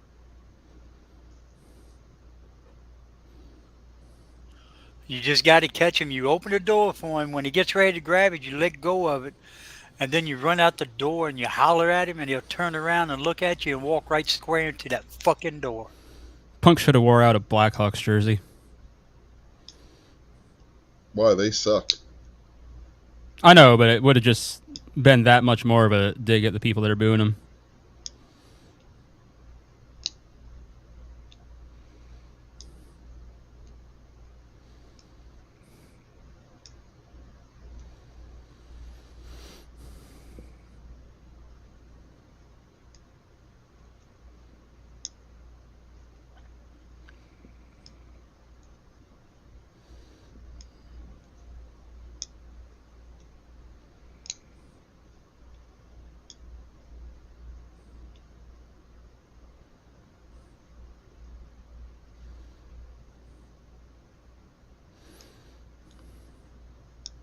I thought Punk was supposed to face what's-his-face.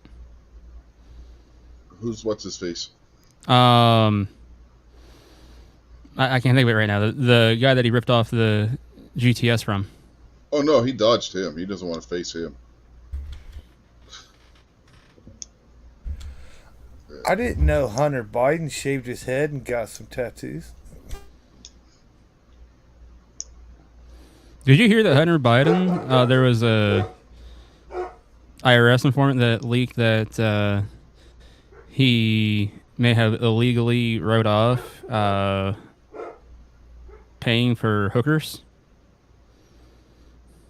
Yeah, I heard Well, that. I heard say he did a hell of a lot more things than that. Well, Yeah. This came out after the plea deal, so I'm wondering if, more shit could be coming about.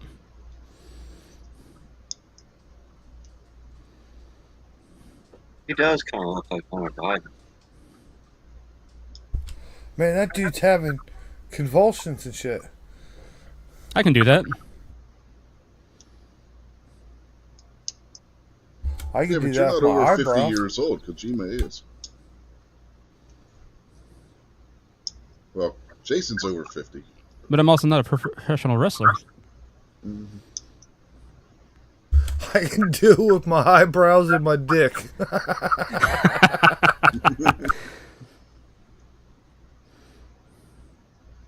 I was gonna ask if anybody wanted to see me do it with my pecs, but I'm worried that Jason would be like, "Want to see me do it with my eyebrows and my dick?" And then Yeah, nobody wants to see that contest. No.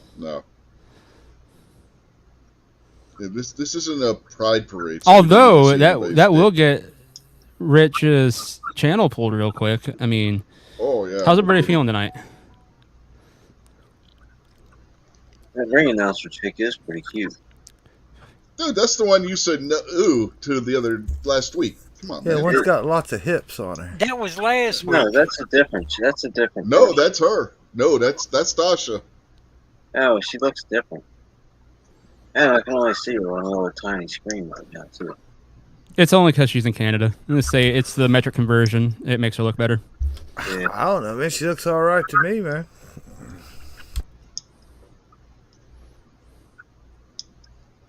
Yeah, but dick pumps look good to you too. Easy now.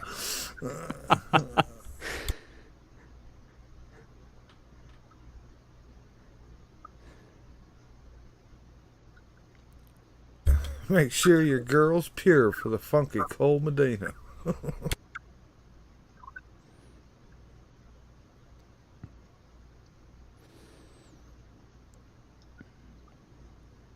You know, and like, it probably wouldn't even need to be 10 years. Probably be just a couple. It'd be really interesting to hear some of these AEW guys in shoot interviews talking about what it's like to participate in these matches. It's one thing if you're going over and consistently wrestling the Japanese guys, but just randomly going up against one for a night, that's got to be a whole different ballgame in the communication realm. Yeah, especially if you haven't wrestled in Japan before, which I don't think Punk has. Some of the AEW Yeah, I don't guys think he has. have. Yeah. So, probably a lot of them, honestly. But yeah, Punk, I don't think ever has wrestled in Japan, to my knowledge. I'm sure MJF, I don't think ever has. No. I'm sure there's some more. Yeah, all the elite guys have. Yeah. Best friends have. Jay White and Juice Robinson, obviously being members of the Bullet Club, have. Jericho has.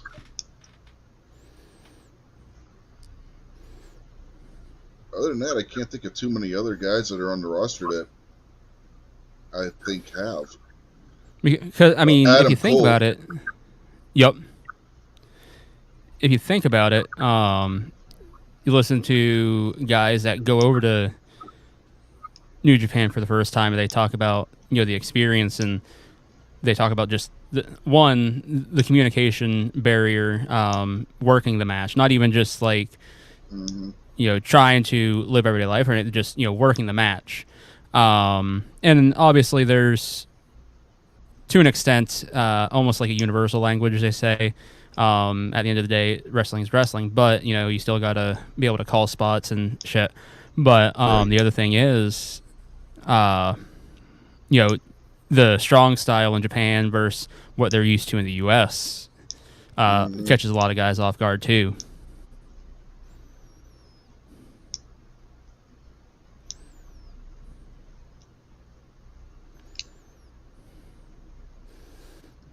What cracks me up is Punk was just on ESPN,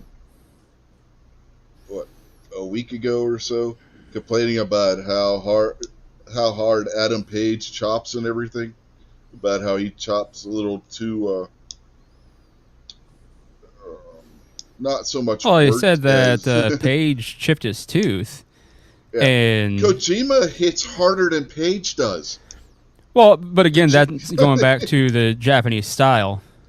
Yeah. Well, which is where Which, I mean, Adam going Page into this learned match, to wrestle. But I was gonna say, going into this match too, he's probably well aware, like, oh yeah, I'm gonna be wrestling a Japanese guy. This is probably gonna suck a little bit. Mm, And the other thing with the Adam Page thing, um, I saw a thing where somebody pulled up that shot because I saw bits of the interview with Punk on ESPN, and he had asked Paige, like, did you just do that on purpose? Because they're chopping, and Paige just sails a chop and busts him in the mouth, and he was just like, what the frick? And somebody pulled up that chop, and Punk stood there, never moves. And I'm sorry, but how do you just sail a chop? Like, I guess it could happen, but again, in this business, you do it how often? When do you see somebody miss with a chop to the chest and bust somebody in the mouth, and not only bust somebody in the mouth, but do it so hard that you chip somebody's tooth? Like,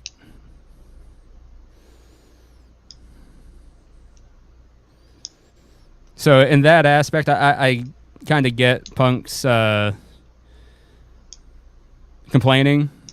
And at that point, is it really complaining, or is it like, hey, the guy is taking some liberties? and like Punk hasn't. Yeah, he might not have got hit in the mouth if he wasn't CM Punk. Yeah. Oh, yeah, he got him right in the chin. Hell yeah. This match is getting better all the time. It's a 10 so far. I could honestly see Punk taking the L on this one. One, because Tanahashi just took an L, so this would give Japan one back. And honestly, I don't think Punk really needs a win here. No. Let's be honest, Kojima's no slouch. He's over 50, but he can still go. Which, because Japan's a weird place, like we already said. I mean, there's guys legitimately are still pro wrestlers in their 80s over in Japan. It's just something in the water over there.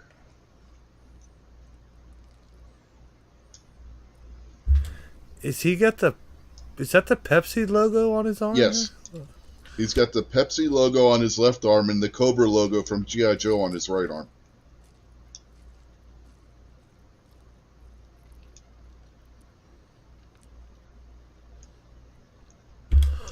Please miss and break your knee. Oh, damn.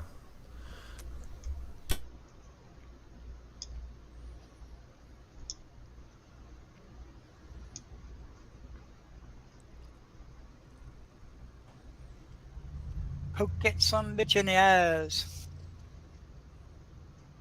Come on, Kojima.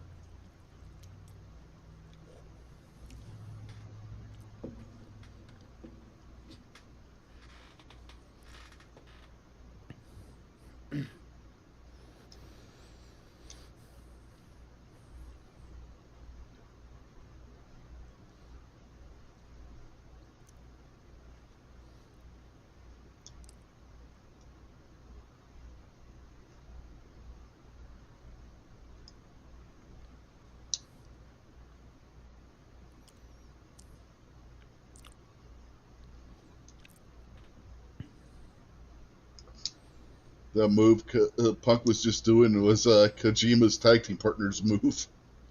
That was insult to Kojima.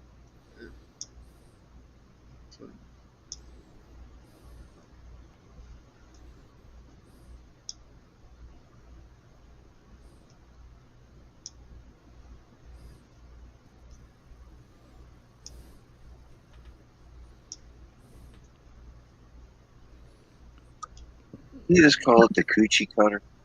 Koji Cutter. Koji's his nickname. The Coach people's Cheese? elbow.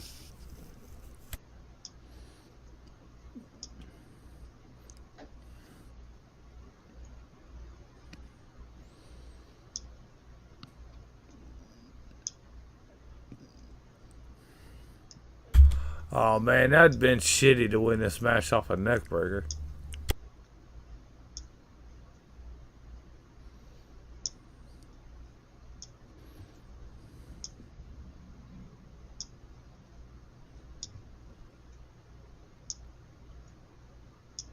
Well, I'm not saying Stan Hansen is somebody knocked somebody else's eye out of socket with a damn lariat either.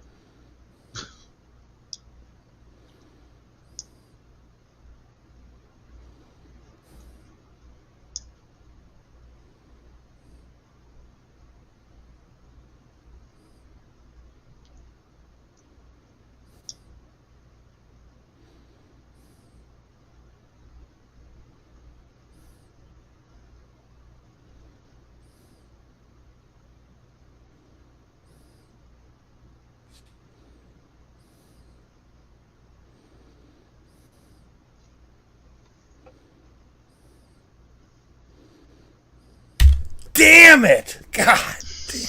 Why the fuck would you think that was going to be the finish there, Jason? They literally said that he, since what, 2009 or something, he has not won a friggin' match without it being a lariat. Uh-huh. So unless he hits a lariat, anything that he goes for a pinfall for is just going to be a false finish. Come on, kick The out. fact that he has not... Oh, you got to be kidding me. Oh, He never even got to hit a lariat. No. And see, now barbecue, that's where you messed up because you saw where he tucked the arm in. And you always know that the finishing move, they do the tuck of the arm or the move of the face. They do that extra little thing at the end. So you shouldn't have been fooled by that one. Well, normally the other guy gets to get his shit in. Yeah. I was looking forward to seeing. Time out. Did the fucking referee just dive out of the fucking ring? Yes, he did. Yeah. All right, I just want to make sure I wasn't. It was so obvious the blind guy saw it. Like, what the hell? Do they have a crash pad out there? Maybe. Who knows?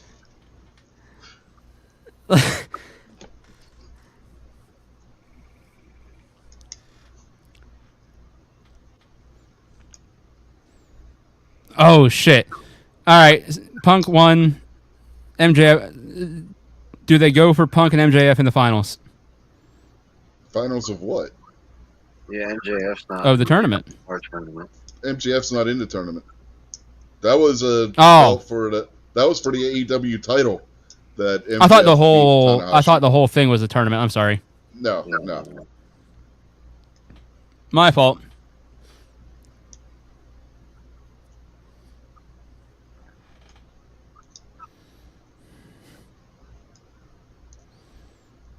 What's the lowest number you can think of, Jason?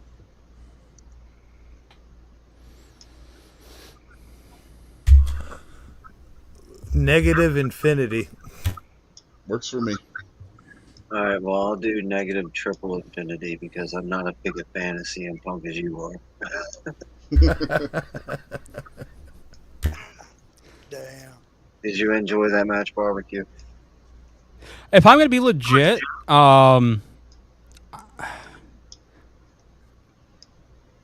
it started off slow, which isn't a bad thing. I'm not a fan of some of these other matches where it starts off like a fucking video game and there's super kicks and fucking dives and frog splashes and fucking 540 flips and all this other shit within the first minute and a half. And you're like, where the fuck's this match going after this?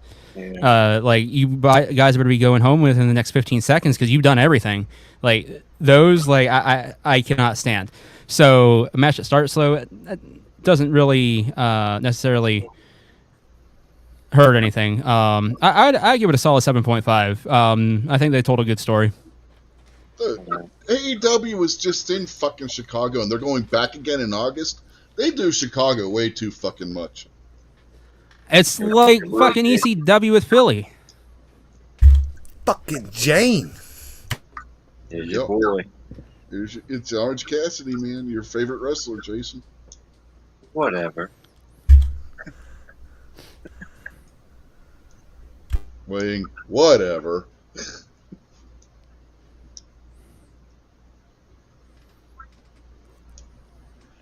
I'm gonna tell y'all right now, Jason likes this guy because I seen him at the range in videos where he's out there shooting and he's got his hands in his pocket.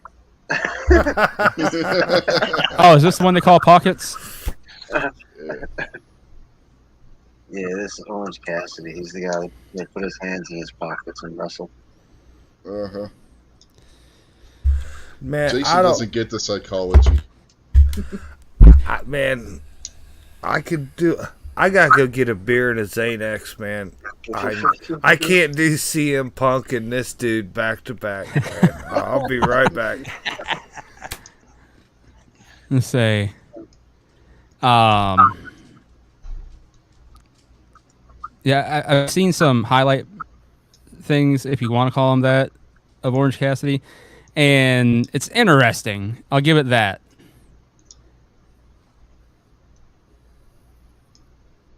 Speaking of interesting, about to have Katsuyori Shibata come out for the match. I think Orange Cassidy's good. The character, I think, is decent. I like the character that he is, but he's also a good wrestler. Mm-hmm. But they're Tony Khan seems to have a hard on for him. Yeah, they're overworking him. He's been Yeah. through way too many unbelievable matches every single week. You know, it's kind of getting burnt out. Yeah.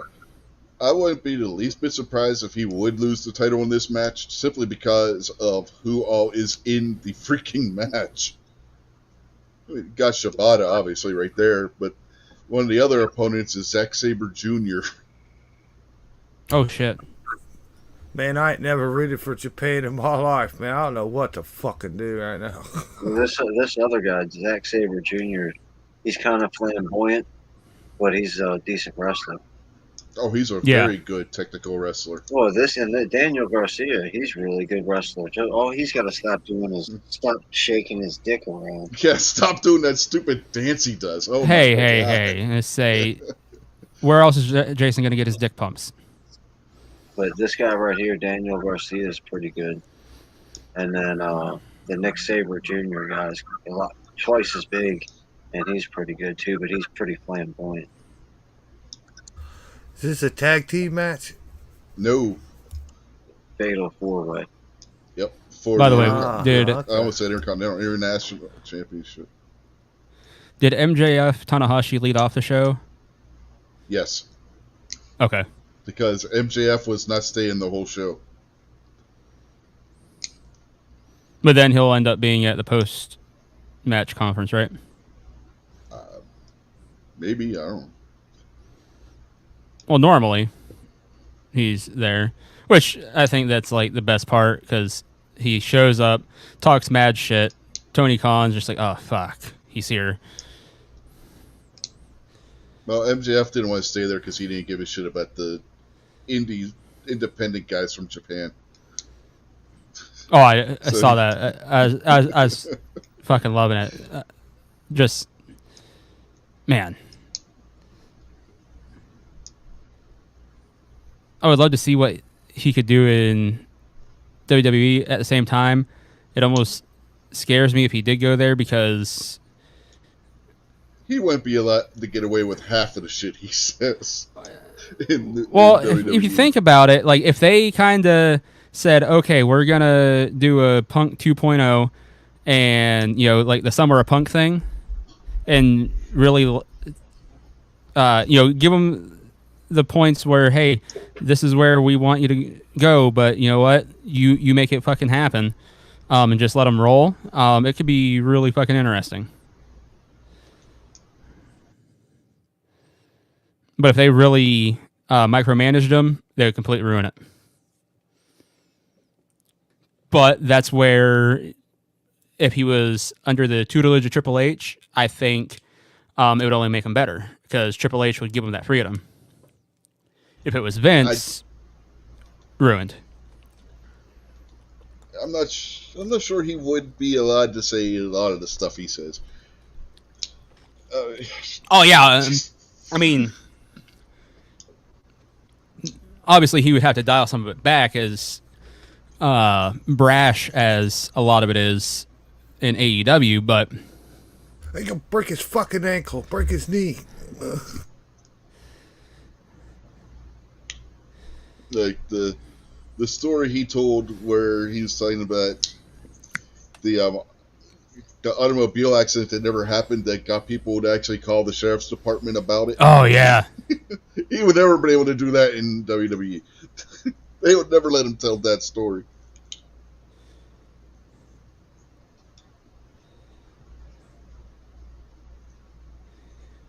The bigger problem that he'd have with WWE is if he signs a 5-year contract and then he goes out and does the car crash story, he'll be Happy Corbin for the next 4.5 years. Yeah. Because he'll be stuck in a contract and he'll just be the clown of the TV show.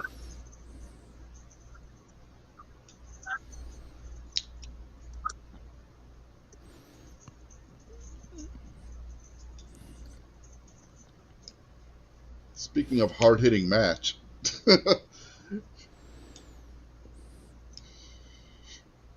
Garcia, get out of here. You have no business. What did you think of Mustafa Ali's refereeing on NXT? It was like he was playing around at first, but then he got serious towards. Yeah. I didn't catch it. I was wondering if they were going to set it up to where they were like they both attack him or something like that. I'm not laughing at you, KP. I'm laughing at what just happened to Rick. Mm-hmm. Did you hear the one about 3 fags and a Jap guy walked in a bar together? Well, enjoy that channel streak, Rich. No, that's a bundle of sticks. Yeah, it's a bundle of sticks. Bundle of fucking wood and a fucking Jap guy.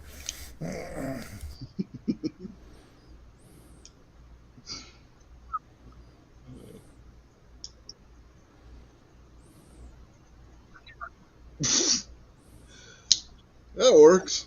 Right.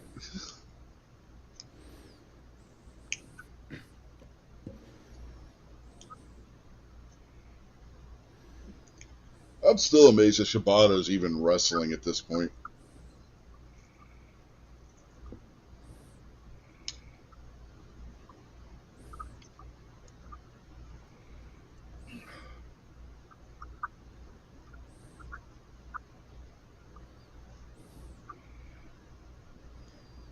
I ain't lying. I'm surprised that Shibata's even walking, let alone wrestling.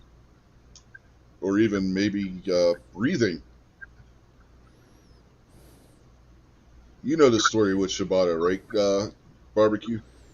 I think so, but refresh me. They had to perform an operation where they literally took cut up the back of his head, peeled his face off so they could repair his neck. Oh, I didn't realize that. No. Yeah, he very well could have been dead. He had an internal decapitation. Oh, yes. To reattach. Okay, that is what I thought. Yeah. I just didn't realize that they had to do all that to repair it. Yeah. I mean, by rights, the guy shouldn't even be walking, let alone in a wrestling ring. Most people that have that injury either die on the operating table or are paralyzed, at least from the waist down. Yeah.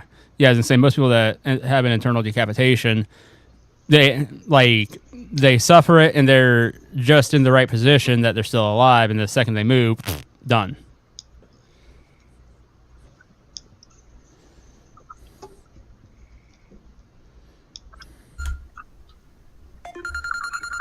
The fact that It's the 90s. We want our Levi's, our glasses, and our high tops back.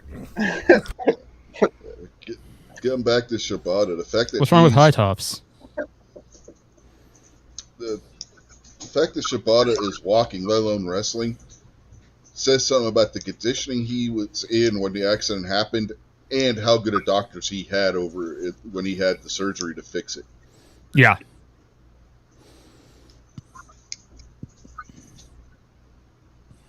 He probably just took a booster and it made him all better.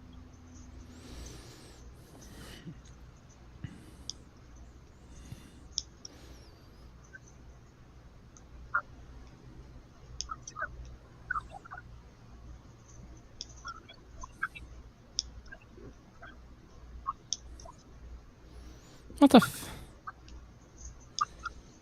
What the what? He just got hit in the friggin' head with a title. Nobody broke it up, and he just kicks out. It's Shibata. He's got a lot of pride. Yeah. Speaking of, did you notice that Rich Garcia ripped his pants? The guy wearing skin tight leather. No, he was wearing white pants and he was doing that hip shaking thing he does and split his zipper area wide open. So if he didn't have like trunks on underneath, you'd have seen his whole junk the whole match. Yep, and the announcers made sure they brought that fact up too. Mm-hmm.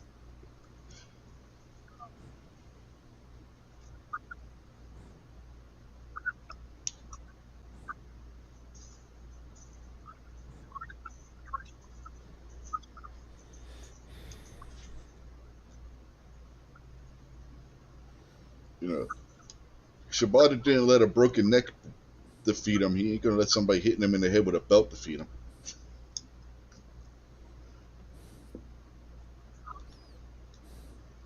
If they have a fucking thumb war, Yeah, it's coming. Well, they're just gonna smack each other.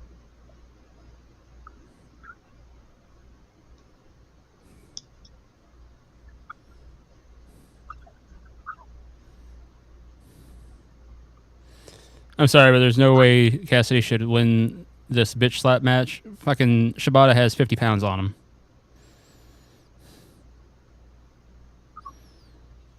And it's not like 50 pounds of flab. Like, fucking Shibata. Yeah, Jason, your favorite part.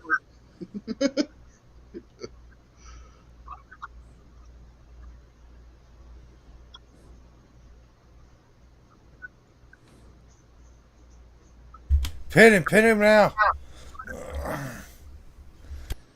Pierce that navel.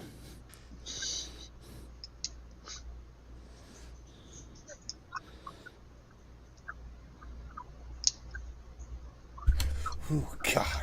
So far, Shibata has taken a belt to the head and a finisher and kicked out both times. What the fuck is he wearing? Nicotine patches or something? What the hell is that? Who? The compression tape. Kinesiastic tape, to be exact.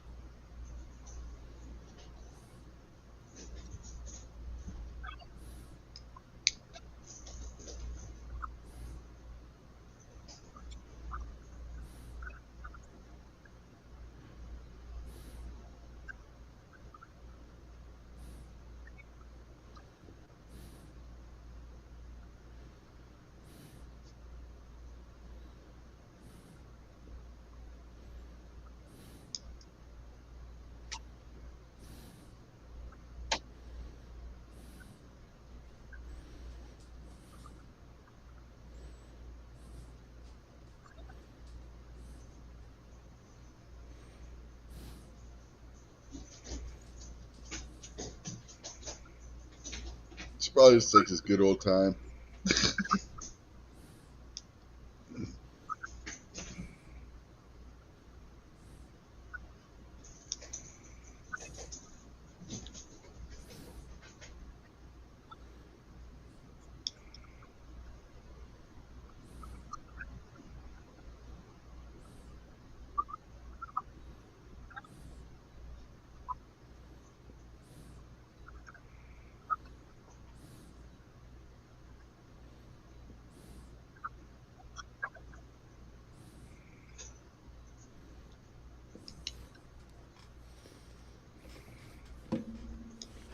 And the crowd goes wild. Heard that one.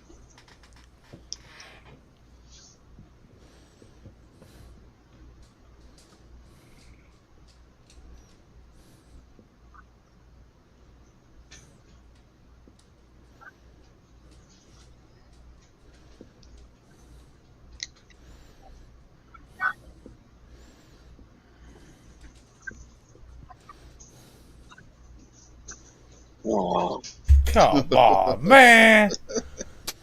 I'm sorry, but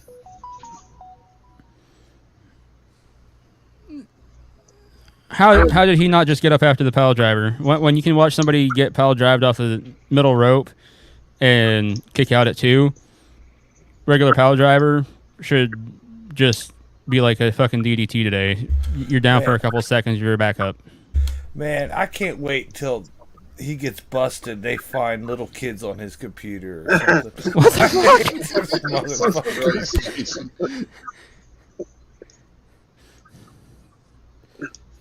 I just wish he didn't pin Daniel Garcia. I wish he would have pinned somebody else.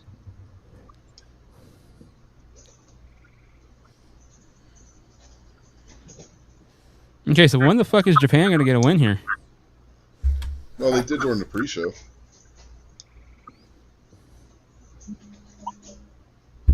Who won in the pre-show? LIJ. I don't remember.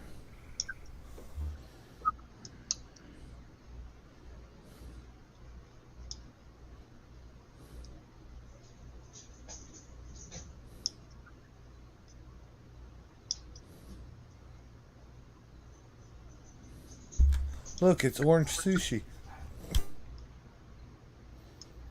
Actually, doesn't sound half bad.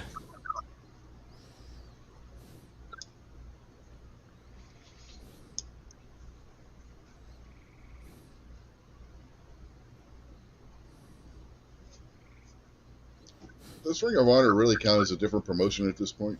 I don't think. Well, does NXT count as a different promotion? Not really. Man. Or I Where shouldn't did say they- promotion, but they're trying to make it its own brand. Where did they get this Orange Cassidy fucking guy at, man? This is like, if you hired this motherfucker and I owned the place, I'd walk in, you're both fucking fired, man. The I announcer mean, said where he came from. Wherever. Yeah, I think it was Ohio. Probably around the fucking Columbus area.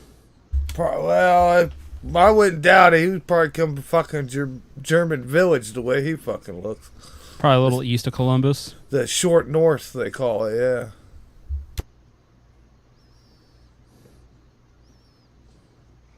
He's a little overdressed for the short north around here.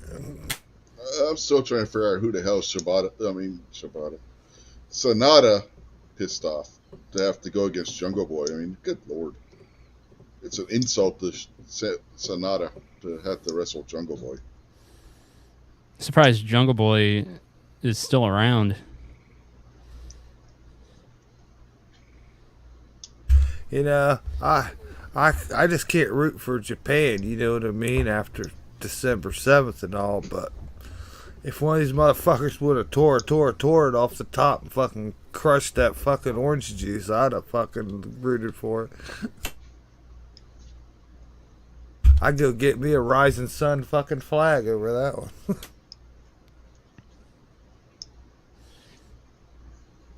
I'd get me a Rising Sun Arasaka. Oh no, now is this Jungle Boy? Yeah, Jungle Boy versus Sonata for the IWGP World Heavyweight Championship. I've heard recently that Jungle Boy's just a sack of shit. Is this show gonna have anybody on it that I like? Yeah, CM Punk. Yeah, I think Orange Jungle Cassidy. Boy. I think Jungle Boy needs to get injured and then come back, or get fired or something and come back. I mean, It's a new character, because this. I love his theme song. Tarzan Boy is great, but Well, they're trying to push him pretty hard on the TV show, and it's just not working. The people like him, And they like the but he's not going to get anywhere until he changes his character. Who the hell was it he was wrestling the other day and Jungle Boy got booed?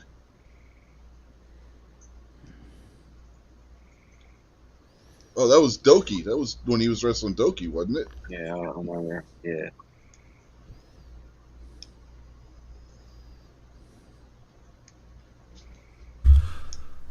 Is that Danny Matheson?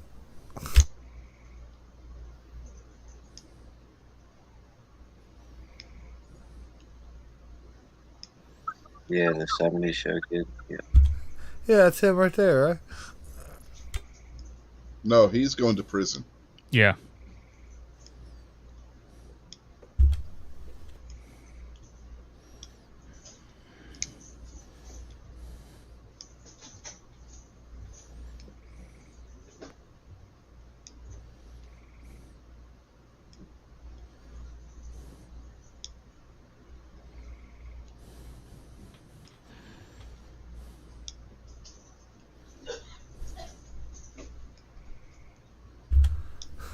Does that dude got a third hand?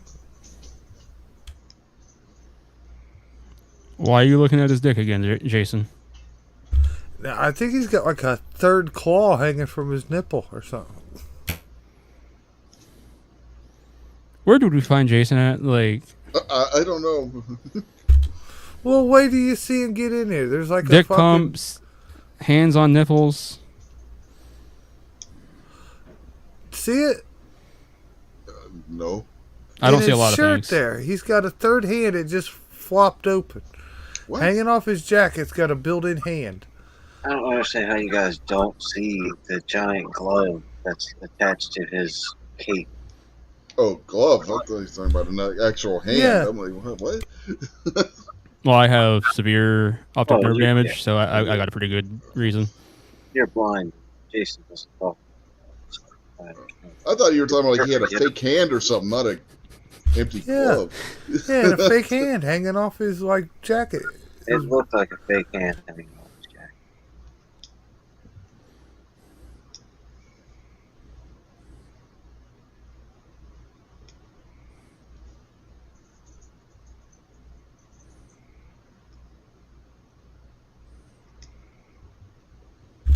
Come on, High, you can do it, brother. What is it supposed to be, a ladder match?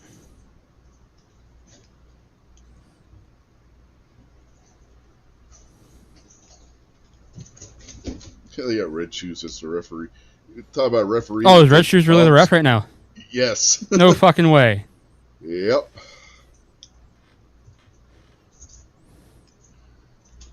Talk about referees that take bumps. Red Shoes is the king of the bump-taking referees. Honestly, he might be better fucking known than both of these fucking guys.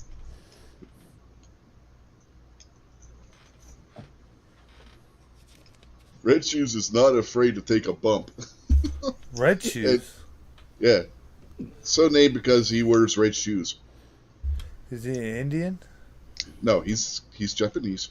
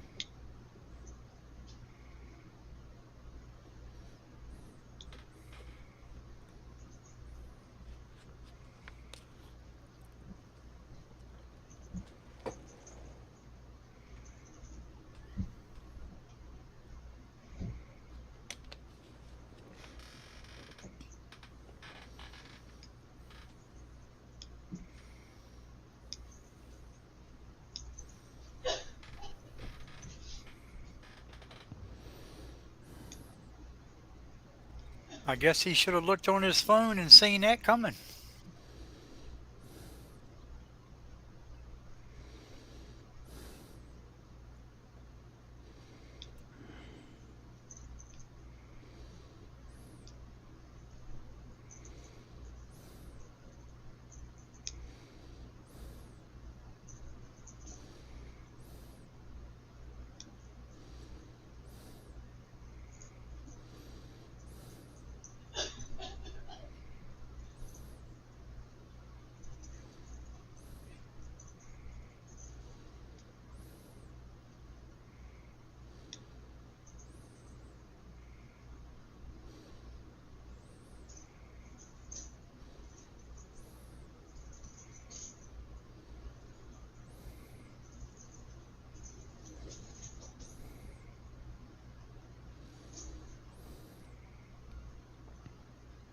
Yeah.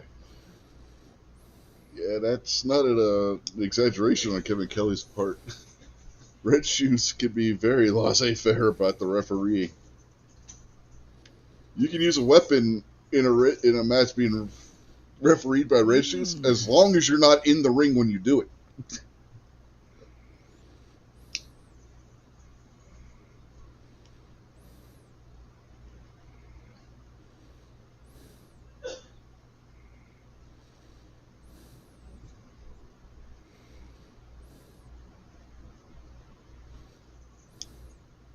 So I just do not buy this Yeah, silliness it's of the dumbest thing Paradise I've ever Lock. seen. Yeah.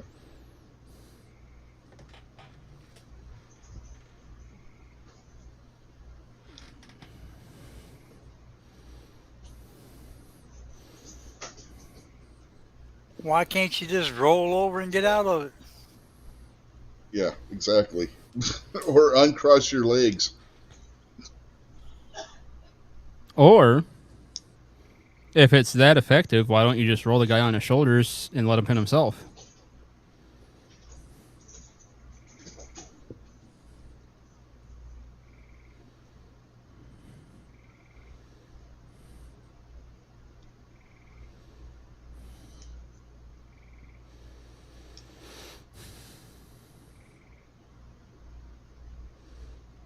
But then again, like I referenced before, guys, I mean, we're in a day and age of wrestling where guys can take pile drivers off a middle rope and just kick out at two. So,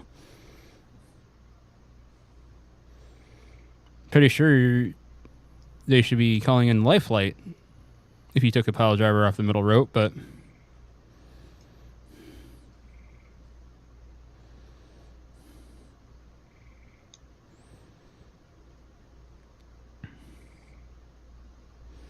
I mean, hell, think back in the 70s if a heel gave the star a friggin' pile driver off the middle rope, that would have started a riot.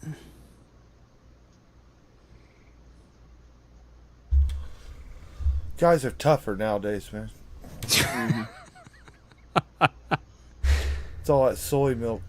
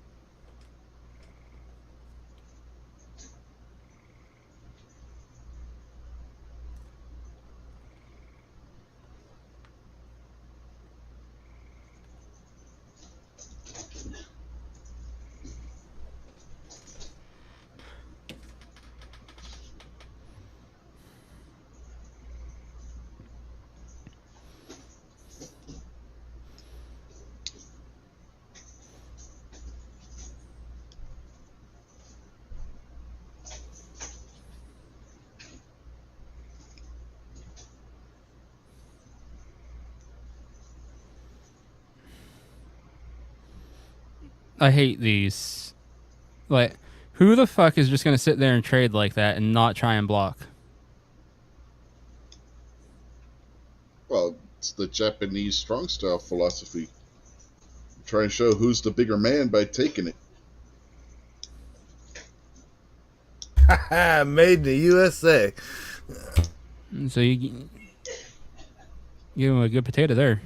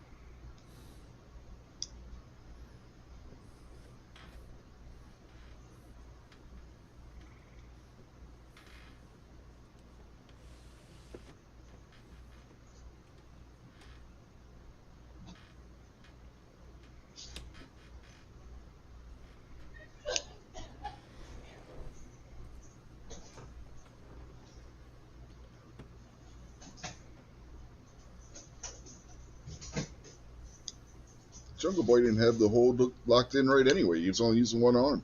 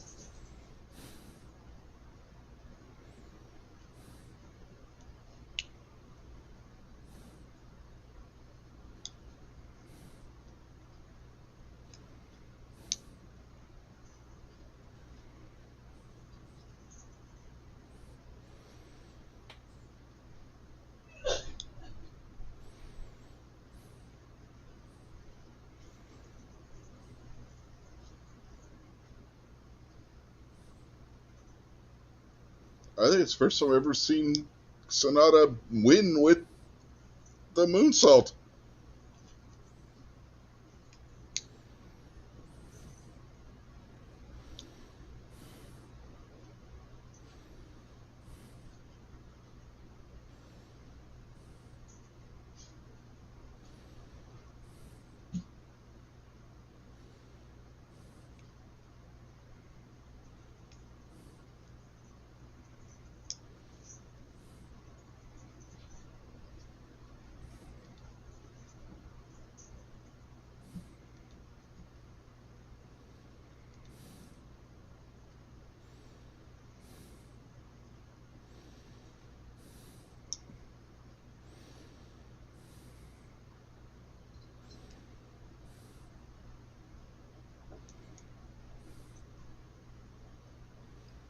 Hit him with the belt.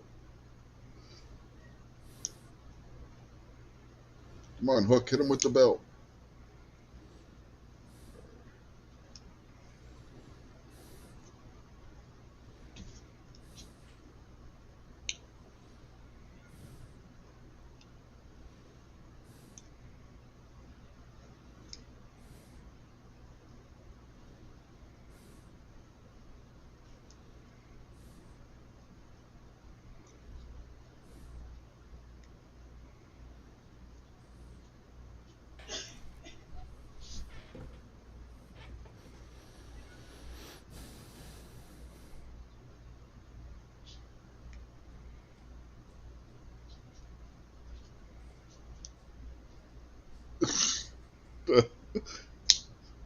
Okay.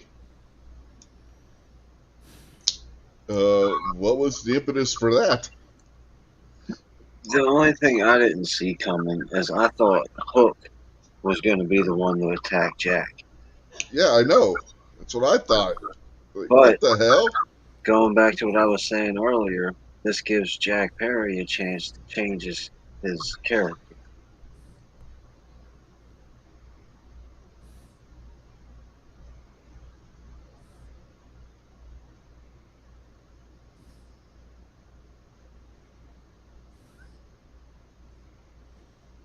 I'll laugh if they have him rejoin Christian and Luchasaurus.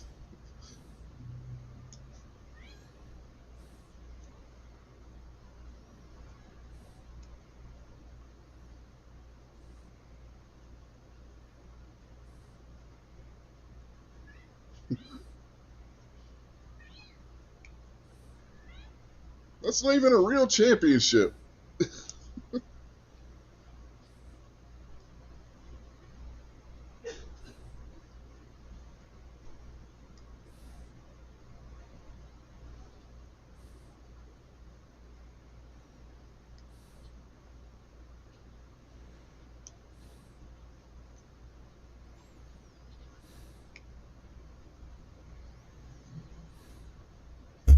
Maybe the dude's got jungle fever.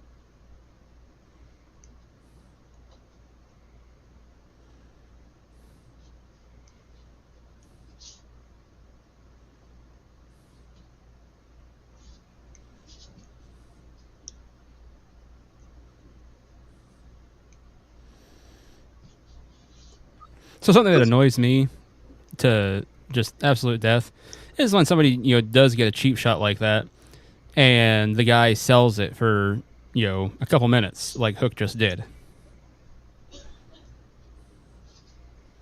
We're supposed to believe that, that lariat that had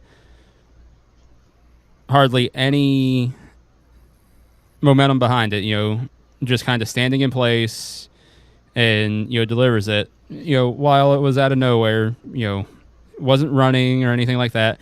Hook wasn't running at it, but it was so devastating that he had to just lay there and roll around for 2 minutes. Yeah, he at least should have got up, went to the ring, grabbed the microphone. Well, Hook doesn't do that. He doesn't talk. I think I've heard Hook say all of 3 words. Really? That's interesting. Does he have a sister? Well, she's the one that uses all the words. Yeah, she's the one. She doesn't shut up, and Hook never says anything. I'm still looking for my perfect woman. A deaf mute. The one that does dick pumps. No, I want a deaf mute. That way, when she starts bitching, all I gotta do is not look at her.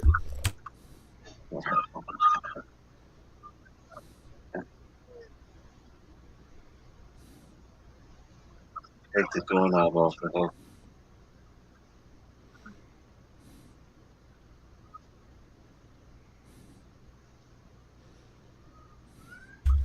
Is that dude's name Tomato Sushi? No. If Samoa Joe is Japanese. Man, that dude just don't look right. Well, it's because he has no neck. This is the kind of stuff that I could do without in wrestling. Like Barbecue was talking about the super duper athletic moves the first 10 seconds into a match.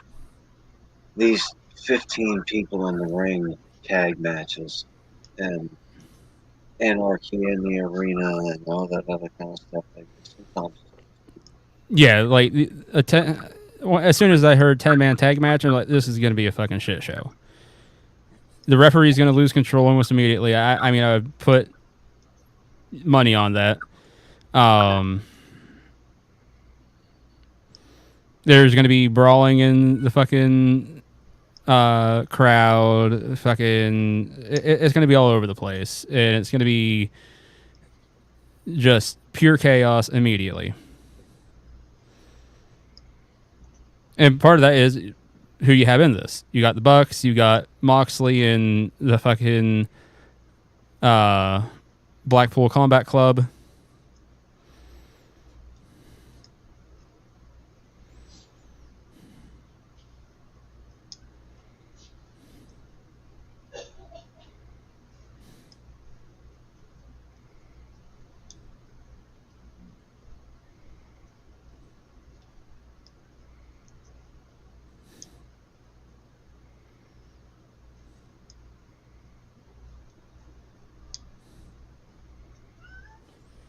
we were talking about earlier, if guys that have wrestled in Japan, everybody in this match has wrestled in Japan at some point.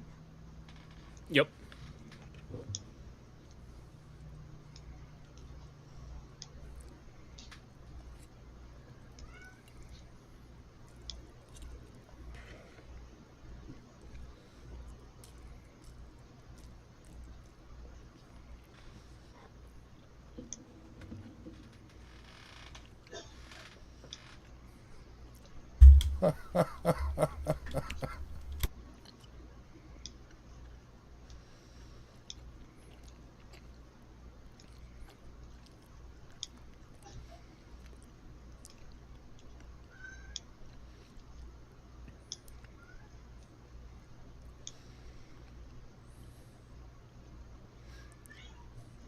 But you know what? This also goes back to what I was just talking about with Hook. He stays down for 2 minutes selling lariat that had no energy behind it, no momentum of his own going towards it, and he sells it like it was the end of the world. And these guys are going to go out there and do shit that should fucking kill them in the first 30 seconds and carry on a friggin' 15 or 20 minute match. Well, that's because it's not a sucker punch.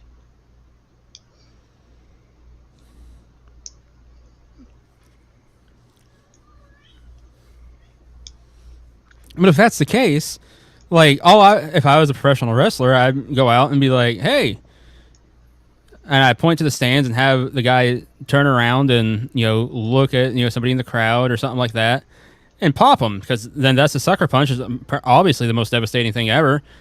Next to the roll up, it's not a sucker punch from the guy supposed to be his tag team partner. See, there's the difference. Oh, don't give me that shit, Rich. And say it does not matter if it's a tag partner or not. And say sucker punch is a sucker punch, and you know it. And say because it's all sold the same. It's all sold the same, and you know it. Don't even give me that shit. If it's from somebody that's not supposed to be at any point don't in even time, give me that. Don't even give me that. Don't give me that. You know it. Well, it's all about the psychology. You're trying to gaslight. Don't even try it. Not gonna work. Bestest buddy that nope. in the whole world. Nope. Not gonna work. You know it. For less than a year. Nope. And they sucker not punch buying you, it. Man, it just knocks you right out like that.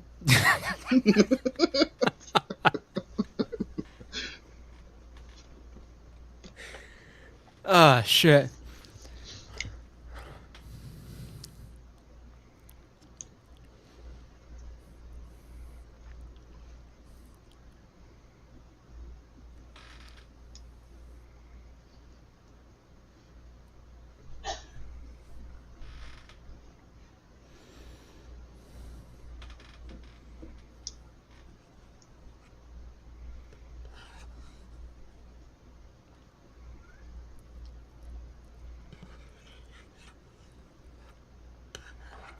This match is making me miss commercials.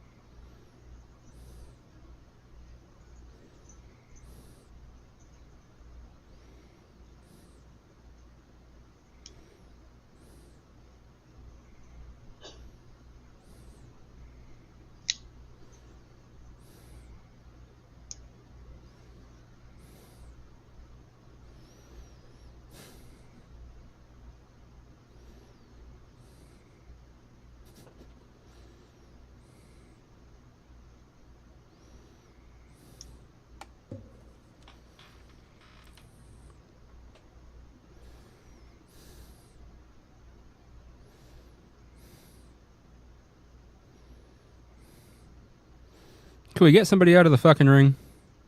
Nope. It's not even trying.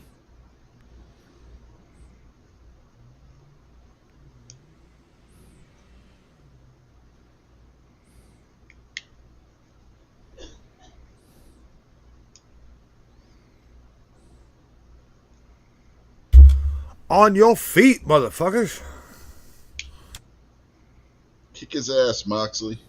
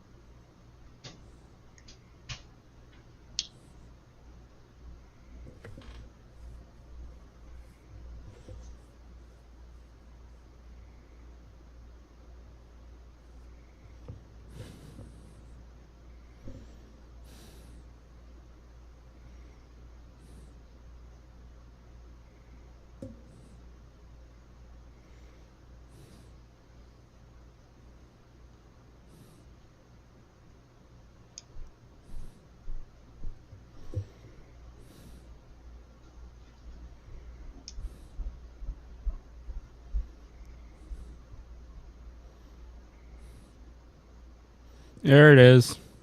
I'll admit, it took a lot longer than I thought it would, but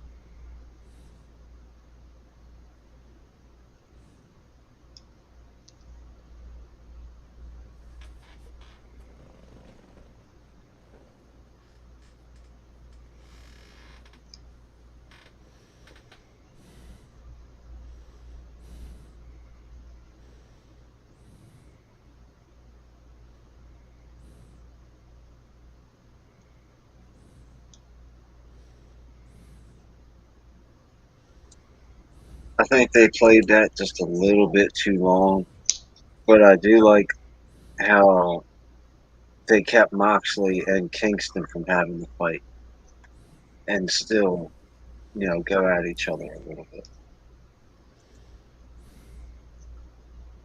And it didn't get anywhere near out of control as what we've seen in other multi-man tag team matches either. yeah. Right said Fred. A little surprised at the moment.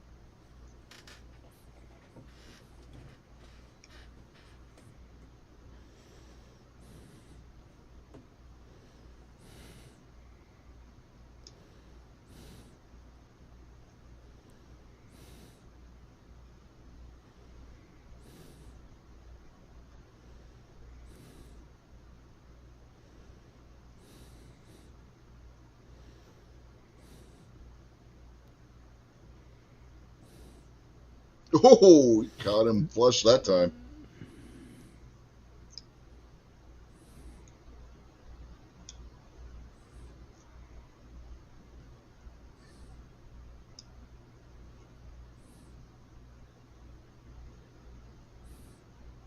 I don't think I've ever seen somebody do that to Ishii like that.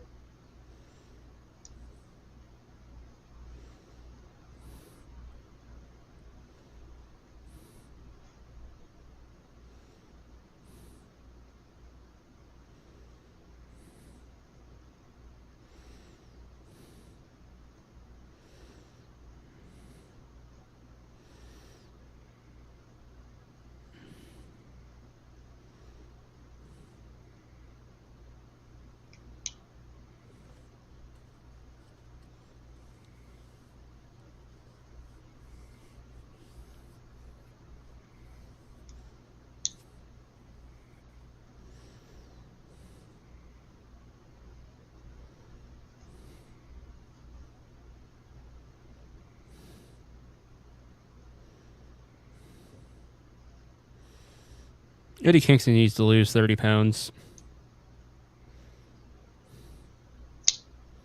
He needs to lose 30 pounds and replace it with 20 pounds of muscle, and he would look like $1 million.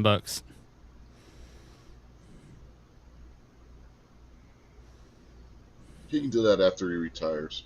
Yeah. Which I hope is tomorrow. I can't stand Eddie Kingston.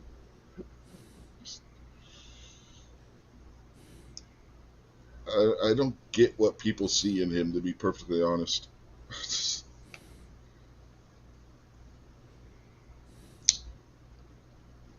I've said it before, he's random New York thug number 3 from an action movie set in New York City.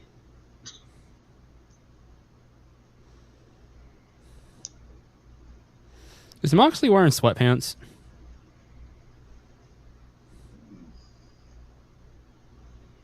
Maybe.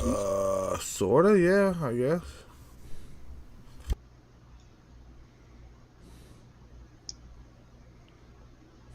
No.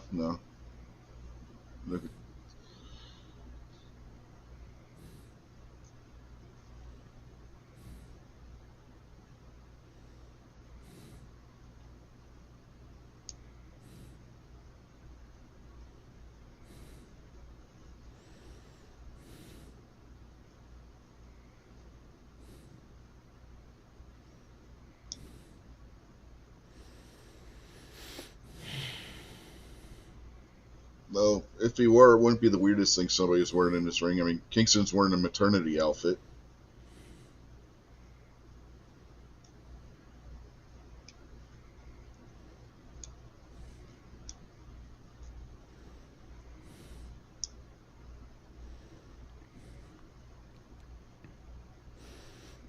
Do they even believe in like working this as a tag match? I mean, I realize they're tagging, but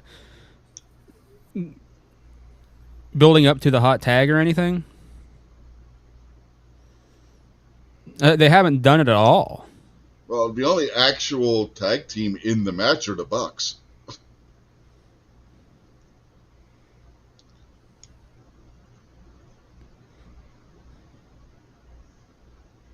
I'm trying to think here.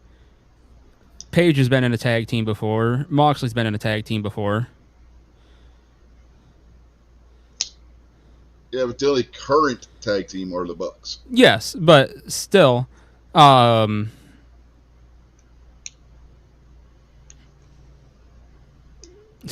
been in a tag team before. My point is, like, they all know how to work a tag match. But In the psychology of it. And that's what they don't have that tag team chemistry. See, you gotta... Oh, you don't need tag team chemistry to fucking have the psychology for a tag match.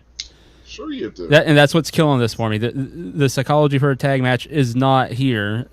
There's no build up here. It's just we're gonna fucking tag in and out. And what they're doing is the psychology for if you got a bunch of solo wrestlers that are wrestling in a tag team match.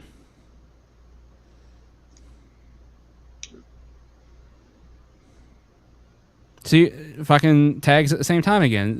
That shouldn't fucking happen.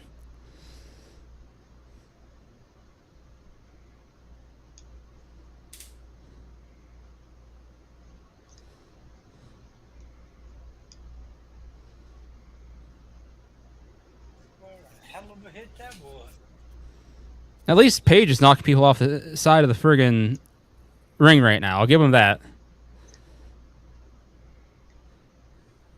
But right now, there's no payoff for it. It's not like they're isolating anybody.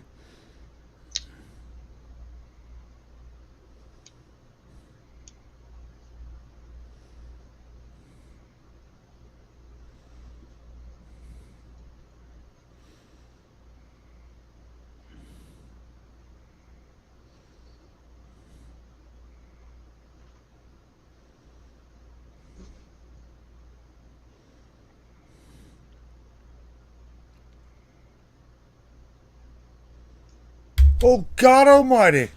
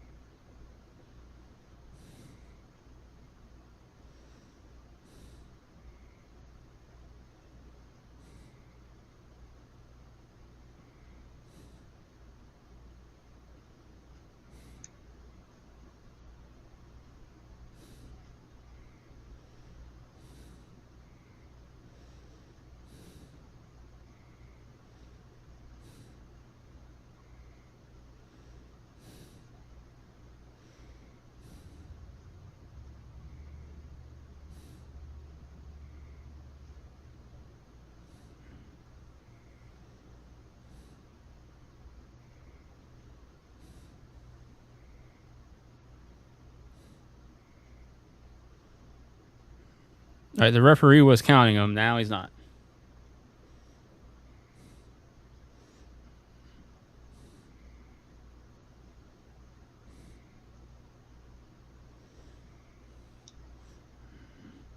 Hey, Rich, why are those guys that all got cheap shotted by Paige still down? They're not. They're not tag partners or anything of Hangman's. Oh, thank God! Fucking Claudio's at least up finally.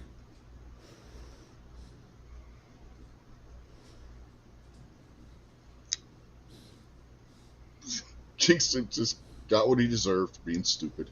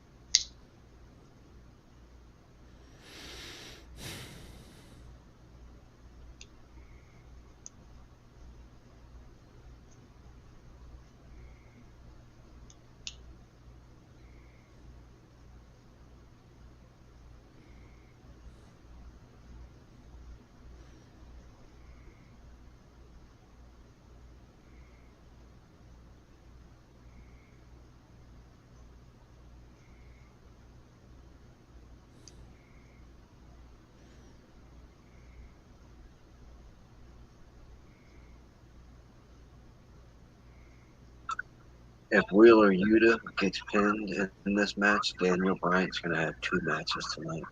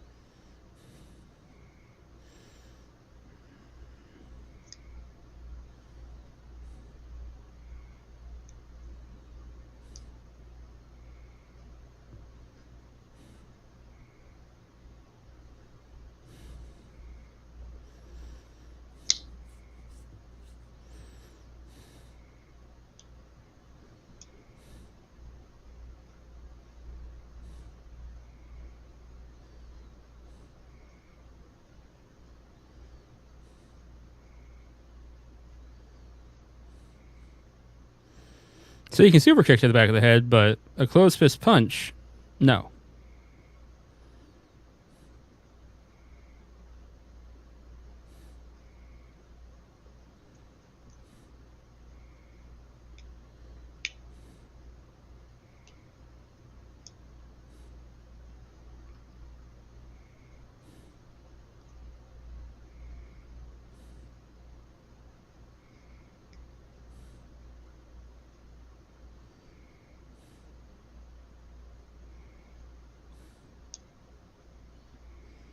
At this point, I think Yuta only exists to take the pinfalls in BCC matches.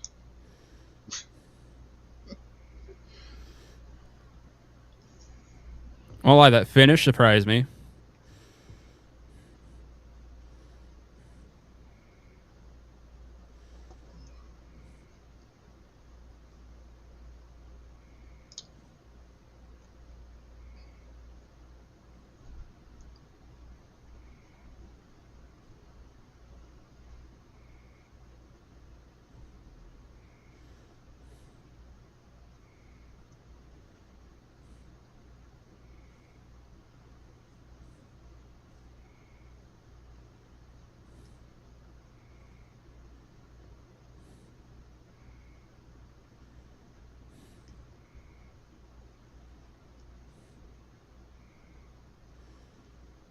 So Kingston's chest didn't look bad at all.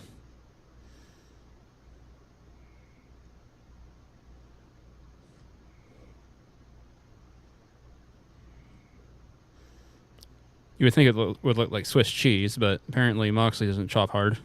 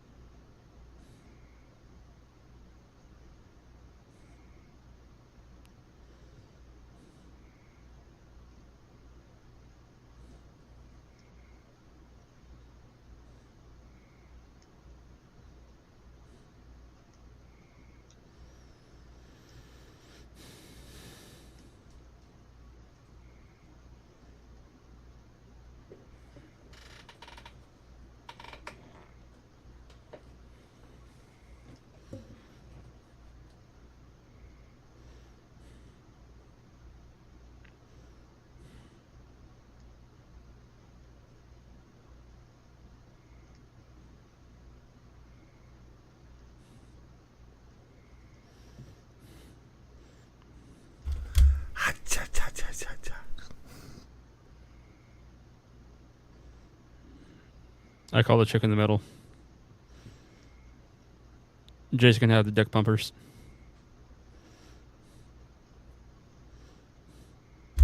See what happens when you give a Navajo too much seafood.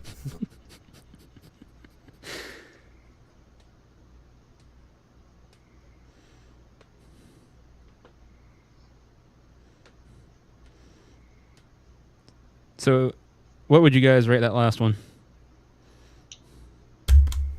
4. Okay, I'm not alone on that one then. Okay. Yeah, I give it about a 4. It was better than I thought it was going to be, but that's where I was. It was a 4. If they would have had, a good tag team psychology there, I think that could have been a much better match. But without the tag team psychology, that's where I was holding was a 4.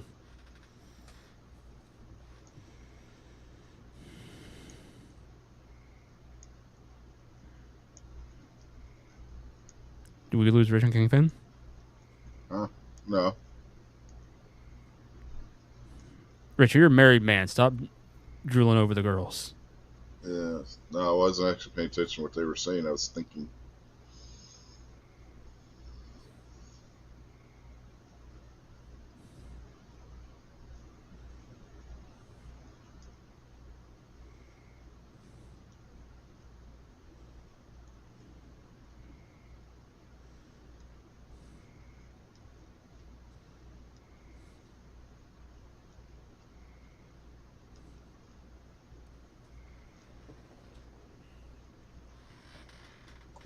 Yeah, Willow had to wrestle a man yesterday.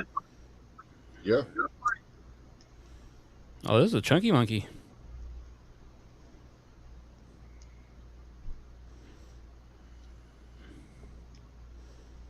What is she? A white girl? It better hurry this match up. This girl gets mean when she's hungry. Hey, is she a white girl? That shouldn't take too long. Who, Willow? The fat Yeah. girl? No, she's black. Well, at least mixed anyway.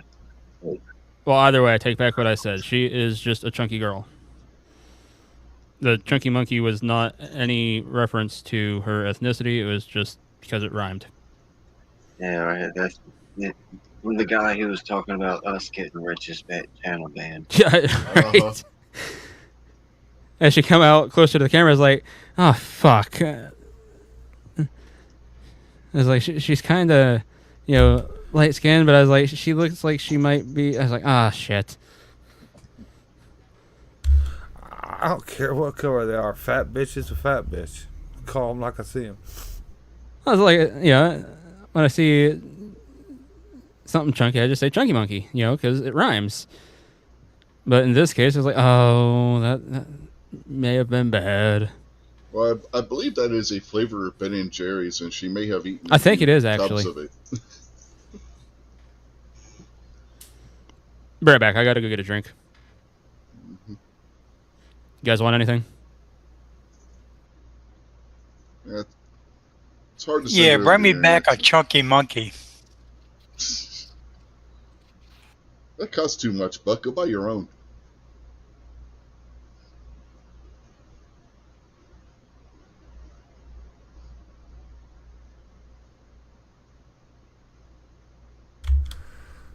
Chunky monkey versus junky monkey.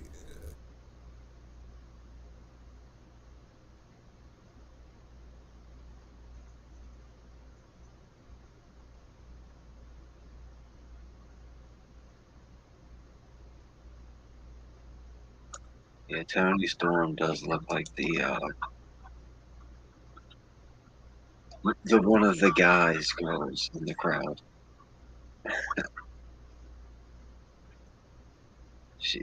I'm sure she's seen a party or two. You guys ever wonder where these wrestlers get their outfits at? Is there like the wrestler outfit company or something, or? Oh, there's people that work for the wrestling company that make them. And then the bigger stars, they'll have somebody that works for them, seamstress, that makes their stuff.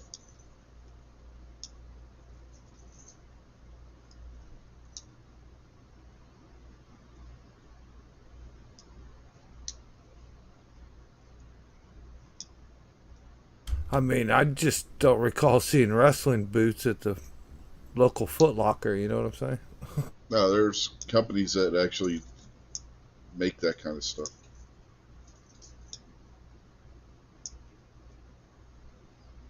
Like the boots, there's a couple different companies that make them for the wrestlers, the special order to stuff. But as far as the outfits are concerned, the Young Bucks, their lackey, Brandon Cutler, his wife actually is the one that makes their stuff. She sews all their outfits.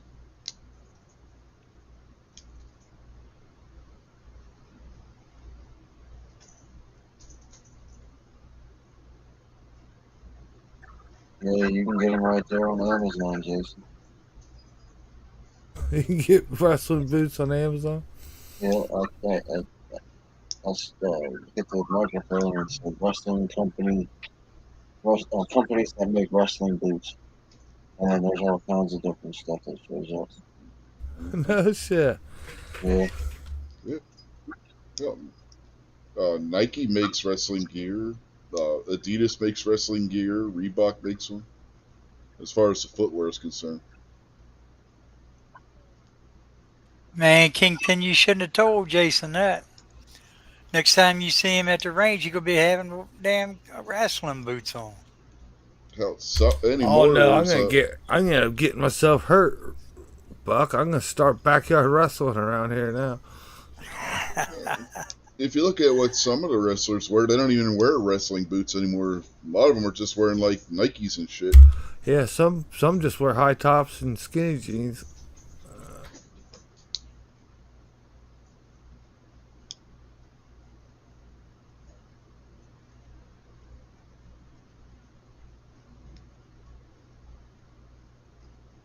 I wasn't paying attention to see what footwear the Young Bucks were wearing, but a lot of times they just wear like the vintage Air Jordans and shit.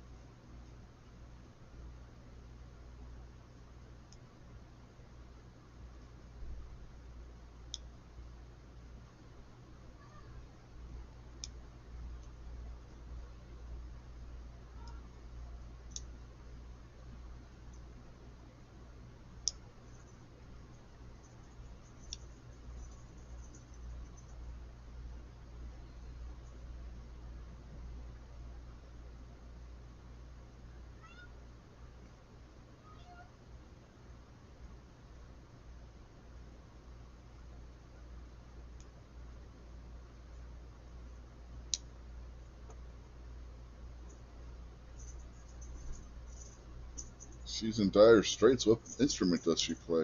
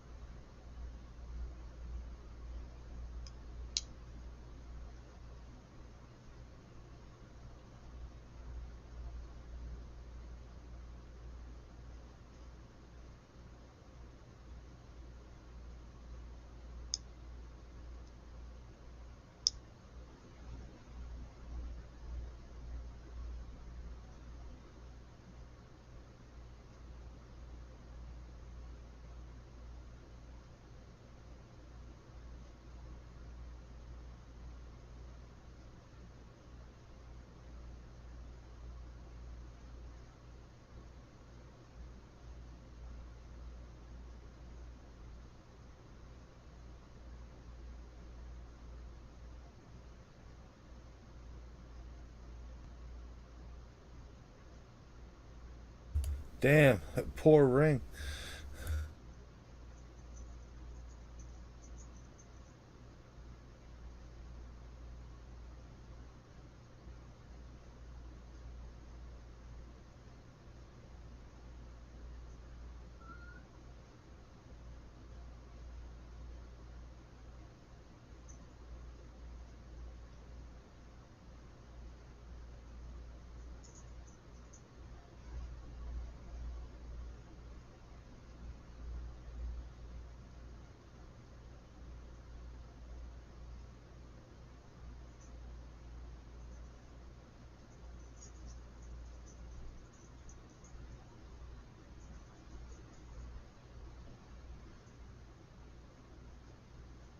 At this point, I think Tony Storm bleeds as easily as what John Moxley does.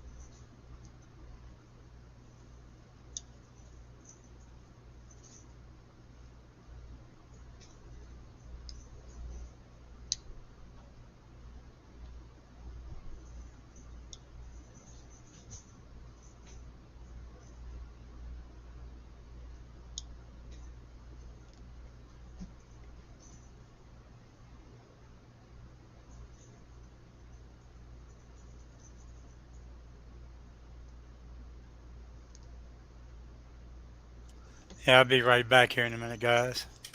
Okay.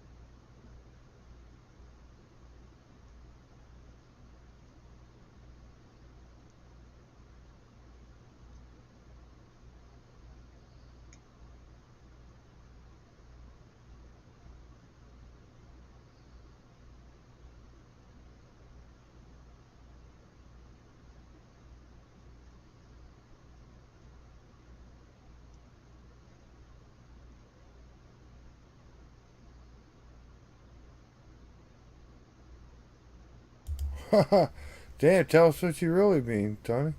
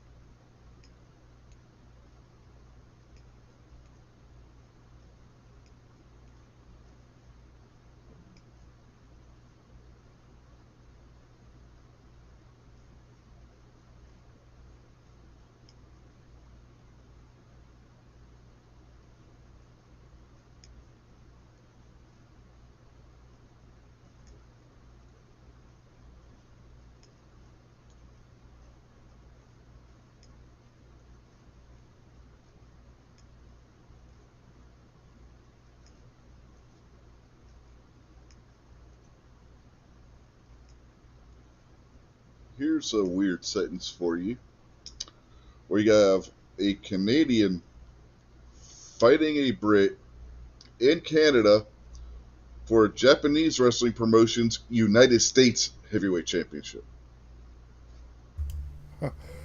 All inclusive.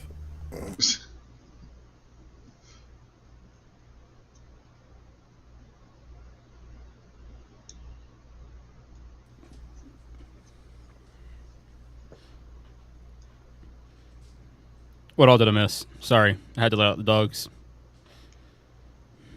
Oh, just the weirdness of the match, where you have a Canadian fighting a Brit in Canada for Japanese wrestling promotion's United States Heavyweight Championship.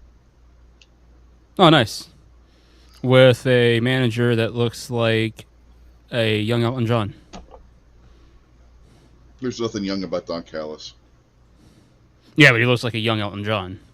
Doesn't he have Israeli guards too? Aren't those like Israeli No, military guards? they're military quality or some nonsense, and yet they don't have a single firearm amongst them. Must be Canadian military.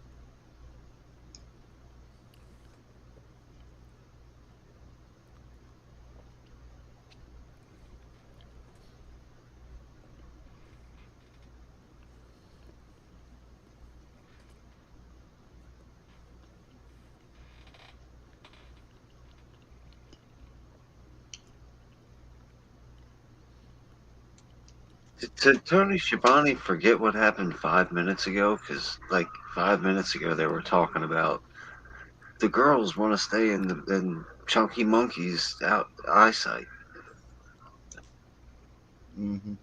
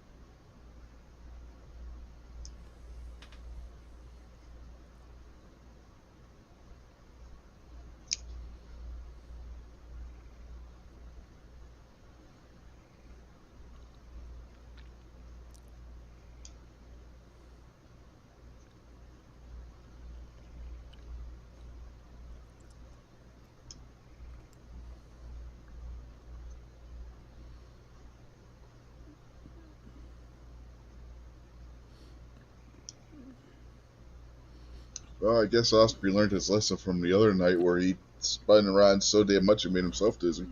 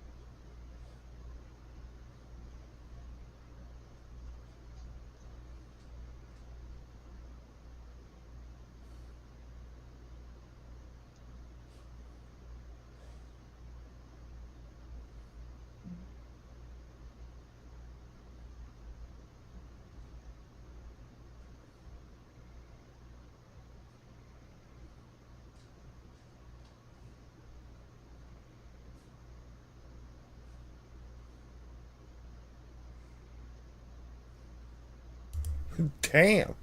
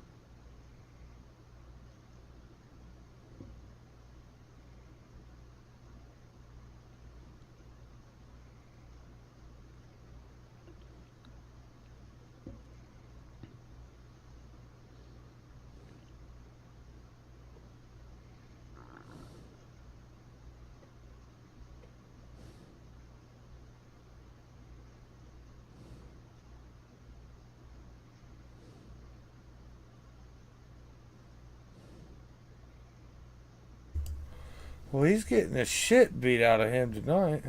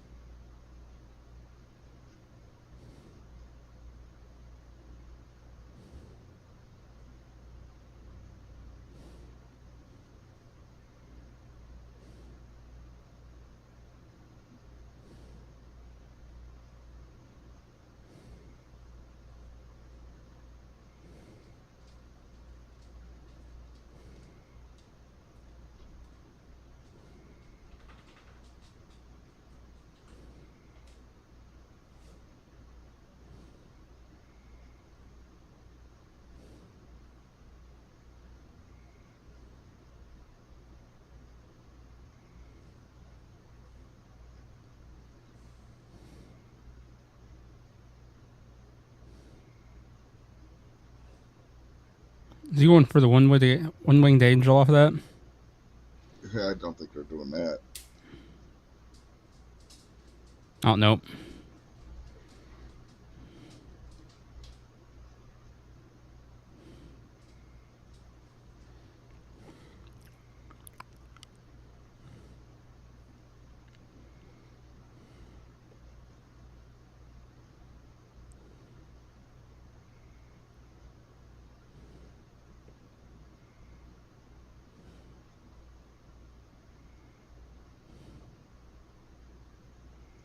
I'd say Osprey is definitely bleeding worse than Omega is.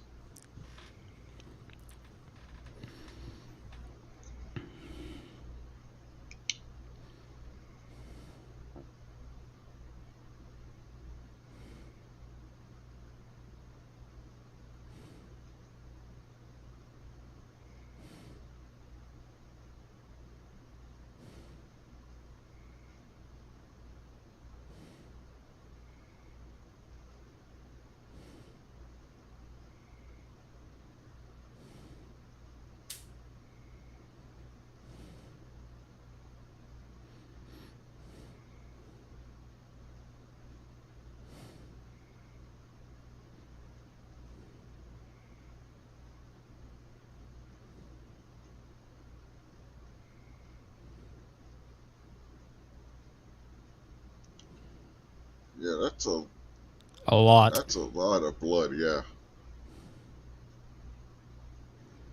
and they have to stop this match just to check and make sure Osprey isn't bleeding entirely too much. Good lord. Omega looks like somebody wearing a fur coat after they walk by a PETA rally.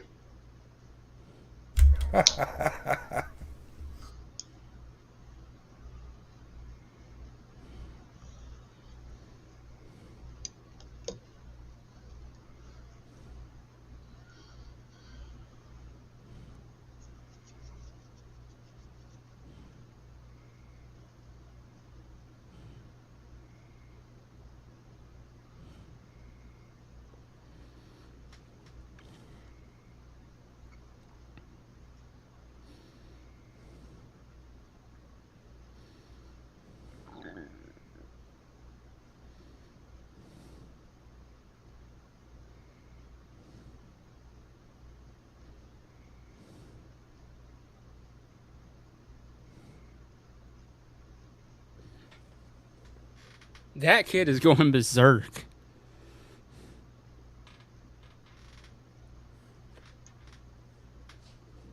Were you there earlier in the year when we watched their match from Wrestle Kingdom? I don't think Barbecue? so. You Yeah, I should don't have think seen so. the shit they did in that match.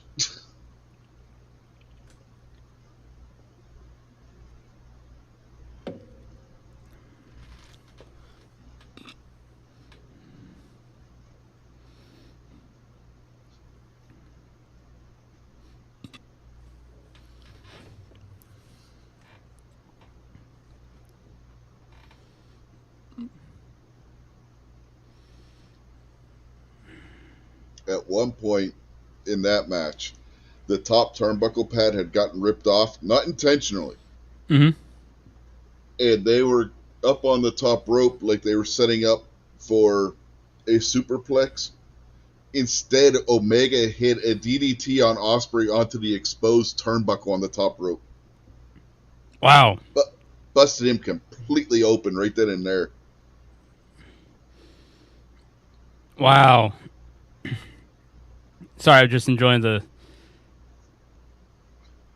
story right here. You know, it goes from the sharpshooter, you know, classic Canadian move, into the crippler crossface, you know, another classic Canadian move. I mean, granted, obviously, Chris Benoit, not greatest dude ever, but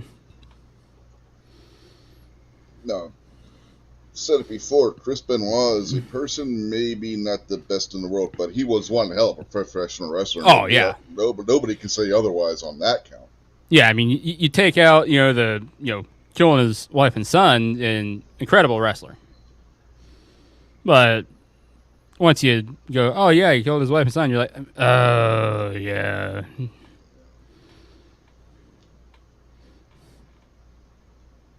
But even then, there's more to it than he just killed his wife and son. So, not to excuse what he did. But the man wasn't in his right mind. 100%.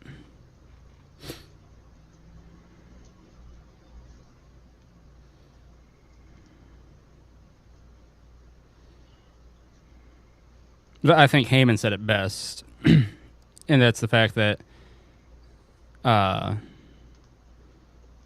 Nancy and I don't remember the son's name. They didn't have a choice.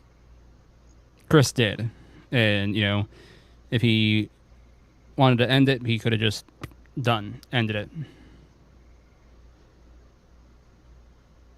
and left them alone.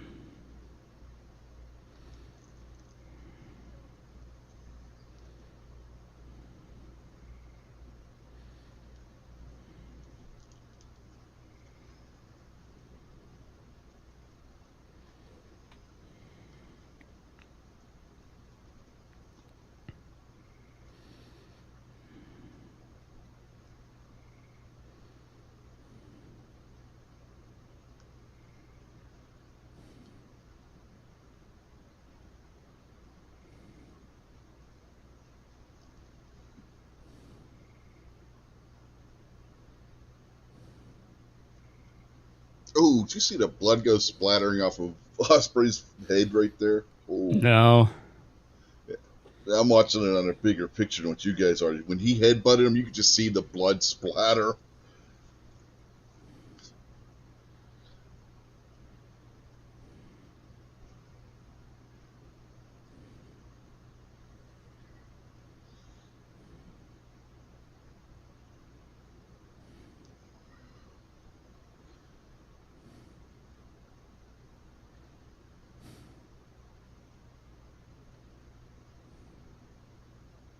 Anyway, you know how like in wrestling they'll hit somebody and they'll like spit out like a bunch of water or something. Yep.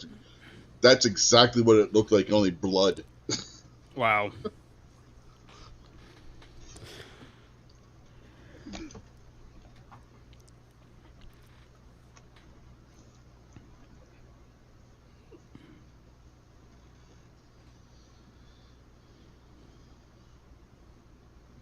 By the time this match is over, that entire ring mat is going to be red. Yep.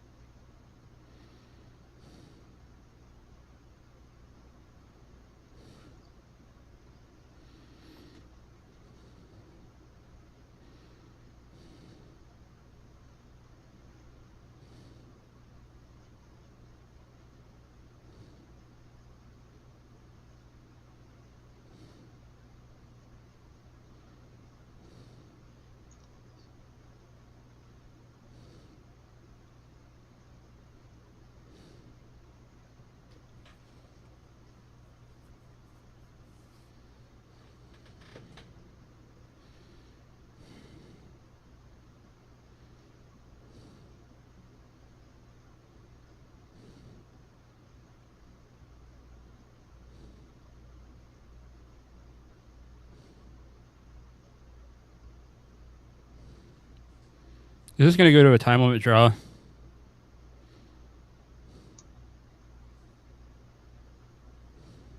Well, they got 30 minutes to go. I believe they had a Oh, is hour that what they time said? limit. Yeah, that was 30. Oh, I didn't realize it was 30. Yeah, I believe he just said they hit 30.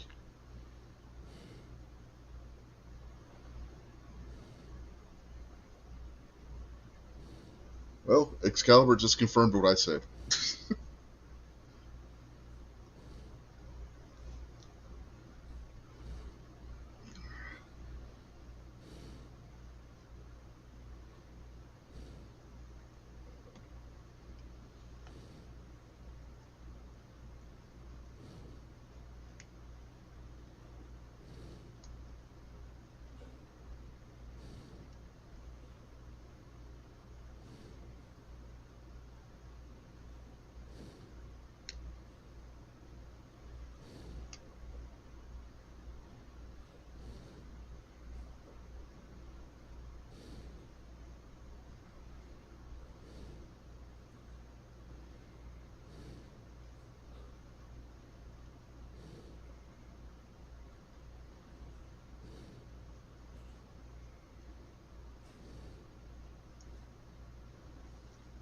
Still 30 minutes of this match, and Osprey already looks like he went 60 with Abdullah the Butcher. Yeah.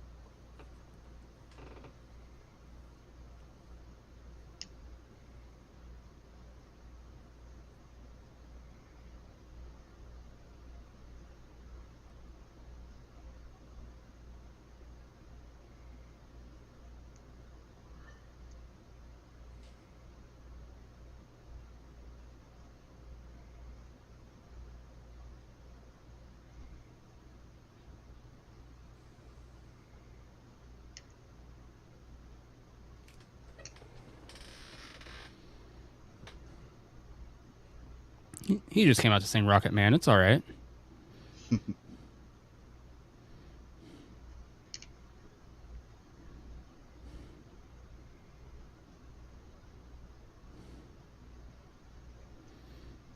Or he's going to sing The Bitches Back.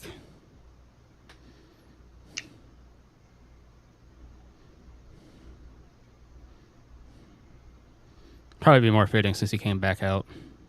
Mm.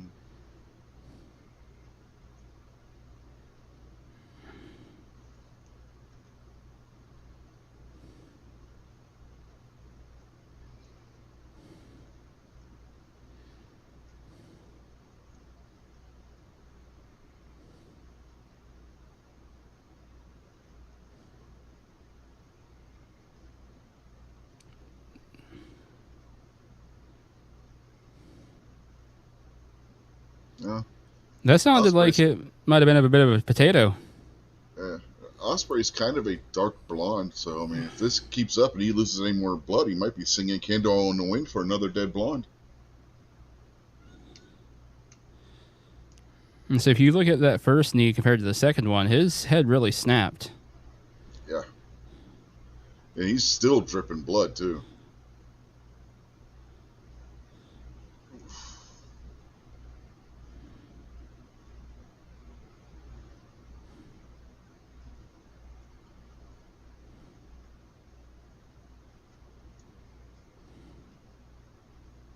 At this point, I'm just shocked that Kenny Omega still has white in his trunks.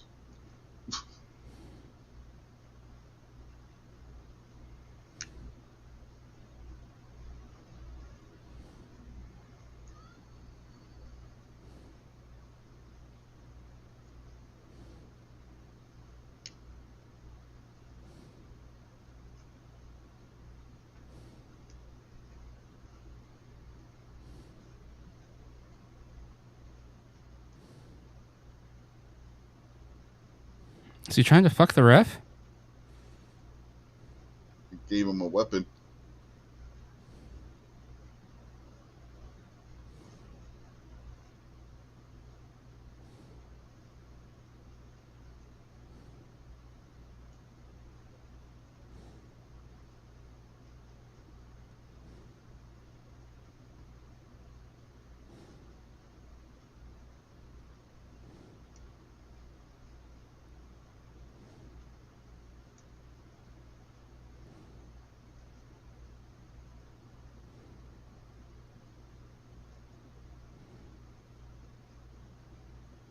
Foot on the rope.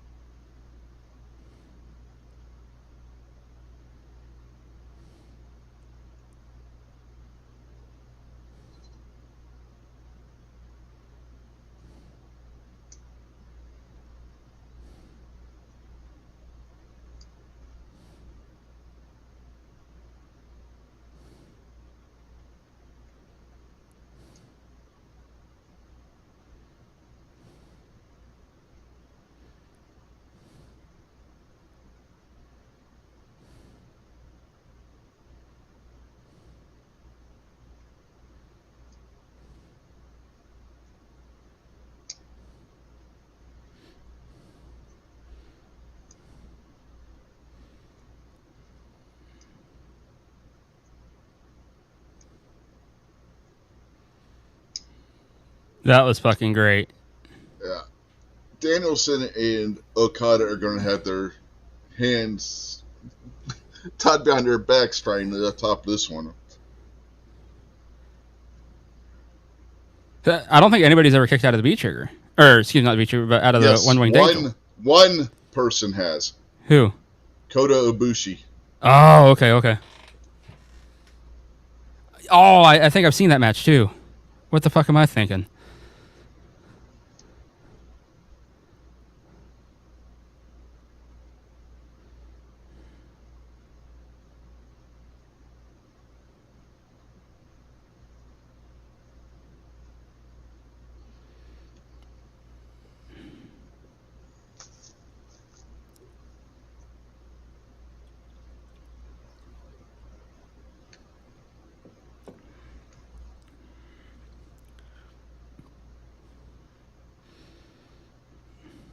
Did we lose everybody?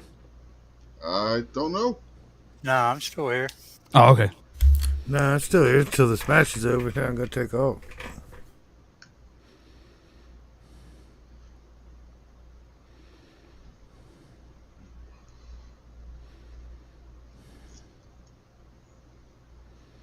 Matter of fact, I think this was the same way we were the last time we watched them.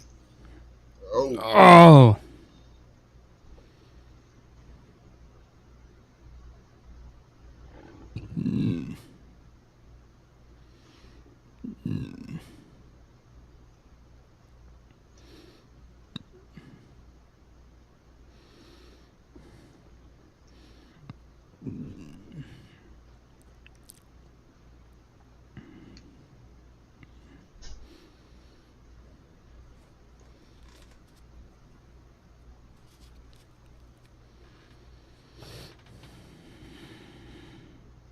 that's gotta be it. Yep.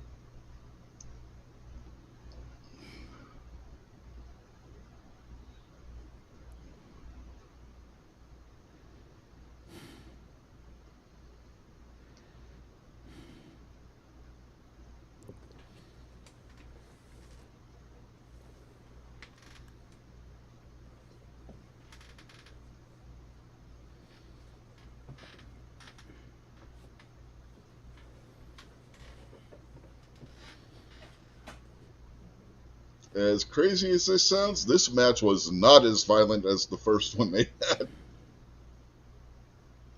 Nowhere close, but it was Yeah. still good. Uh-huh.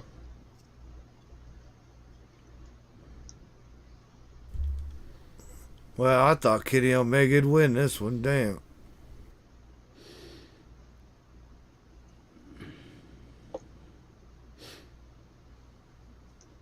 When Omega kicked out of the One Winged Angel at 1,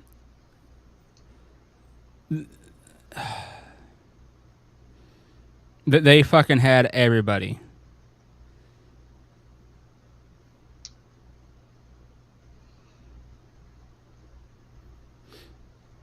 I feel like they just went a little too long after that.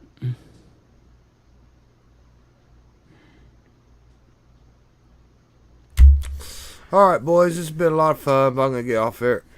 How many are left, Rich? One match left. All right, I'll try and hang in there. Yeah, just got Take it easy, Danielson Jason. versus Peace out, Okada. Jason. Take care, man. Yep. Later, Jason. See you later, Jason. All right, see you guys. Thanks for having this, Rich. See you later. Yep.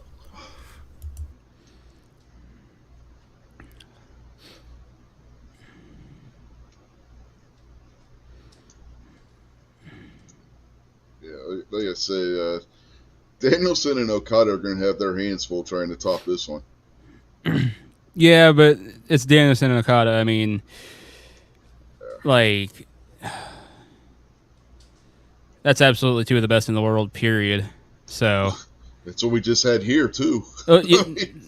that's what I was getting ready to follow up with. Well, you know, had two of the best in the world already. So, Yeah.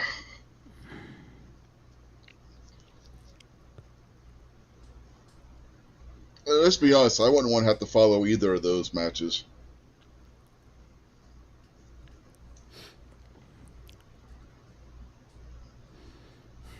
And I say that without the Danielson and Okada match having happened yet, because know what they're capable of. mm-hmm.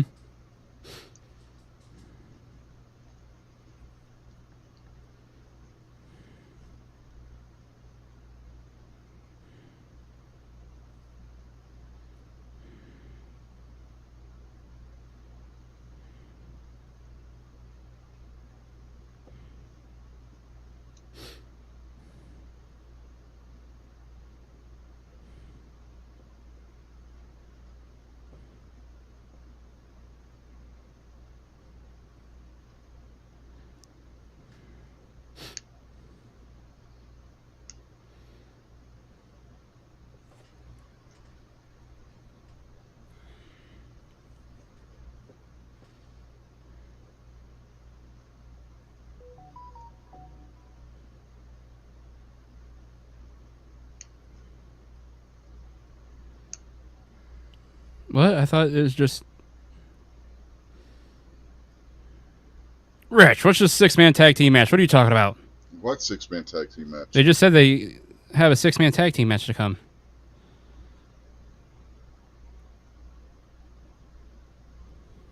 Yeah, that's what I thought I heard him say. Yeah, I'm trying to think of what.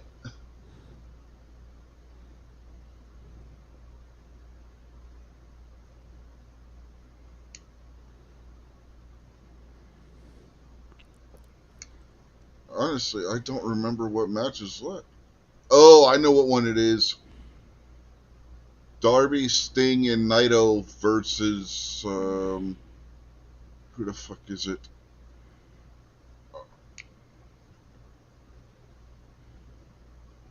Jericho, Suzuki, and Sammy Guevara. Forgot all about that one.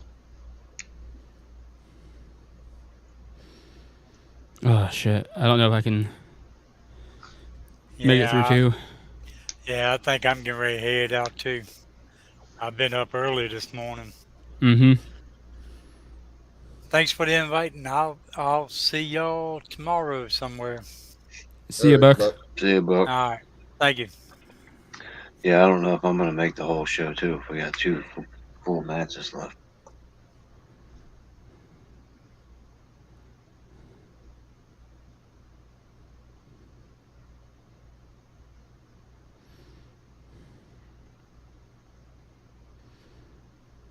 Suzuki. Everybody knows Yamaha better.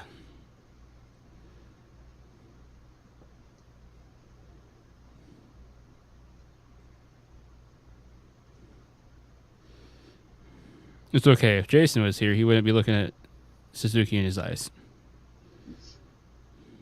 Suzuki, the old man in the neighborhood that nobody wants to fuck with.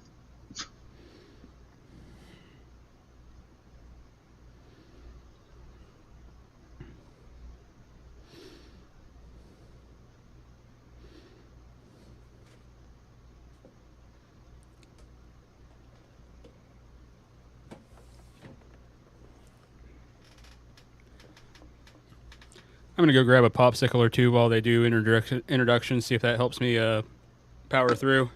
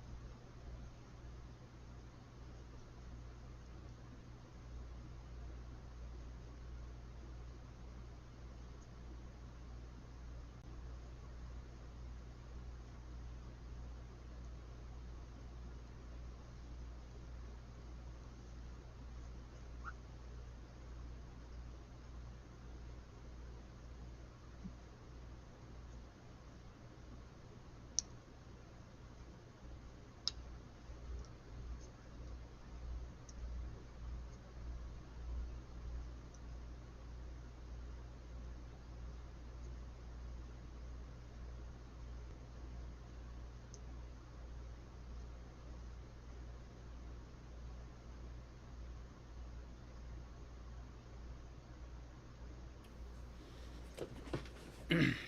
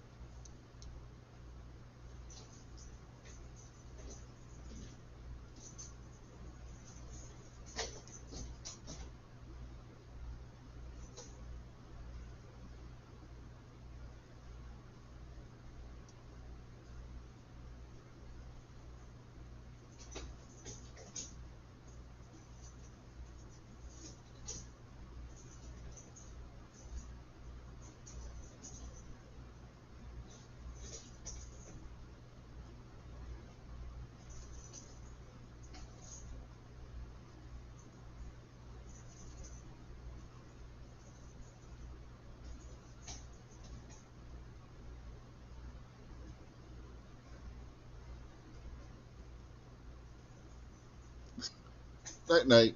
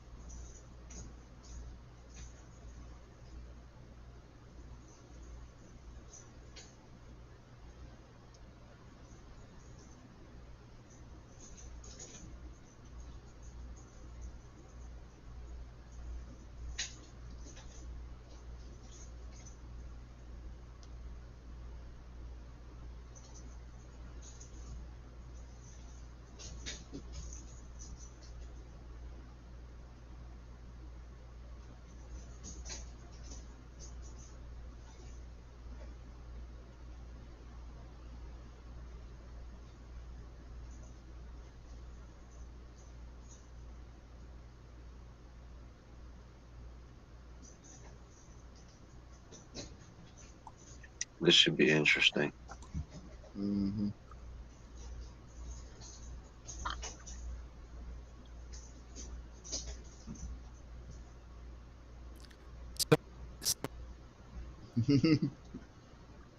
So the other day on Facebook, I saw a photo of Jim Hellwig, the Ultimate Warrior, and Sting side by side early in their careers when they were first tagging together. And it was comical how freaking huge the Ultimate Warrior was compared to Sting. And it's not ever been a small guy. Mm-hmm. But I don't know why my mic's cutting out all of a sudden, sorry. But that's just how ridiculously roided up the Ultimate Warrior was. Yeah. I Mm-hmm. not joke.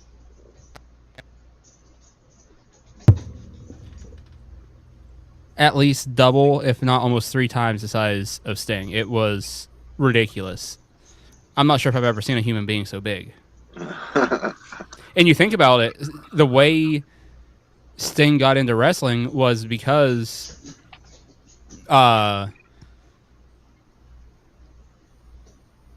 or how he ended up meeting Jim was Sting owned a gym out in LA. So Sting was, really good in shape dude in the first place. Yeah, him and Warrior had both been into bodybuilding. That's how they met.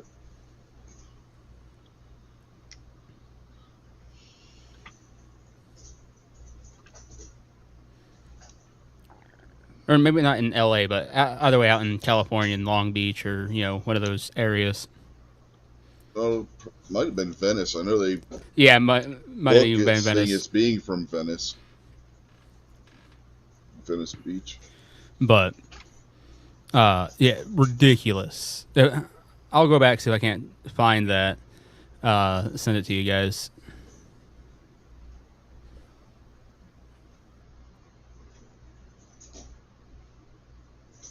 Jesus, that's an image I never thought I would see. That's funny.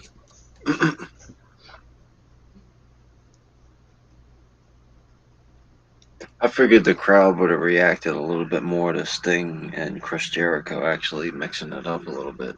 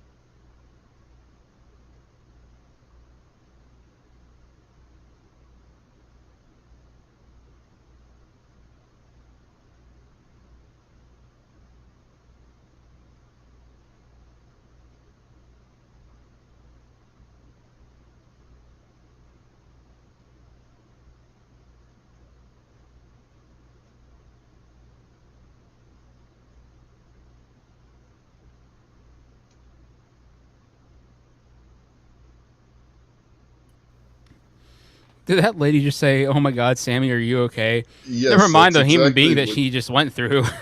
Yeah, that's exactly what just happened. Not only the human being that he just went through, but I mean, near Oh my elderly god. human being.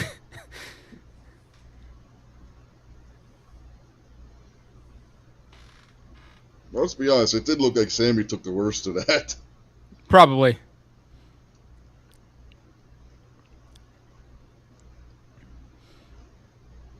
I think that was supposed to be the spot at this point because Sting being back in there already. Mm.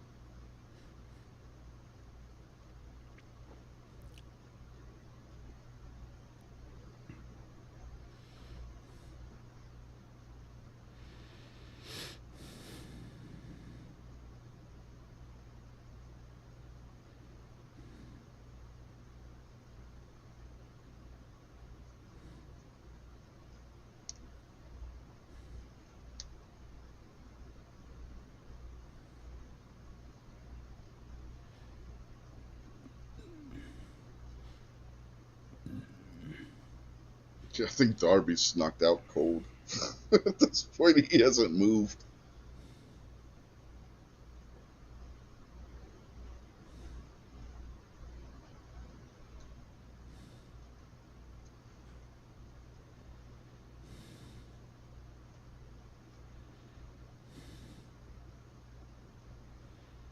Well, Darby and Sammy have been taken out of the match.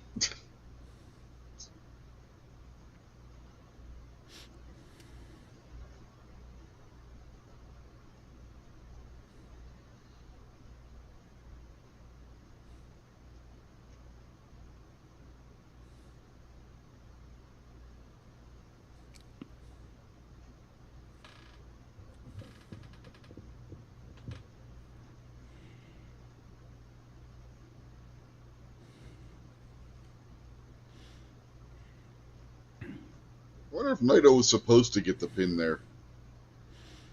That finish came out of nowhere. Yeah.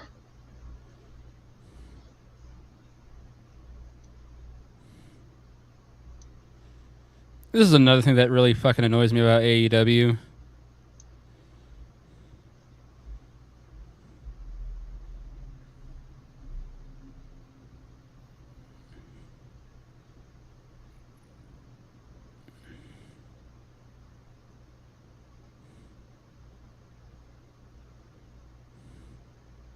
Is the constant always having to friggin' the loser attacking the winner, trying to get heat at the end. Like,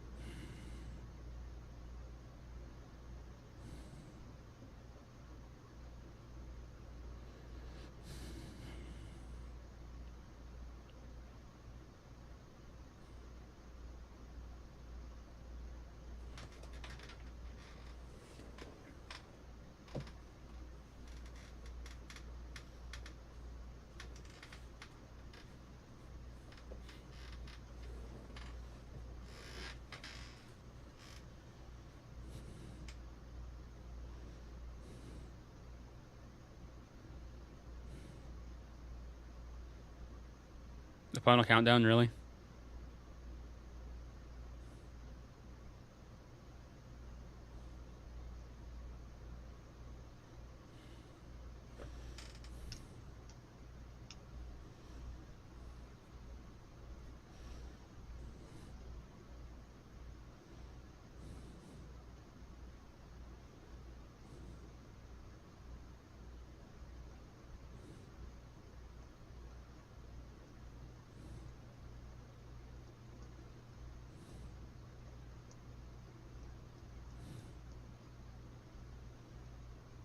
even know the last time Danielson used this as his entrance music.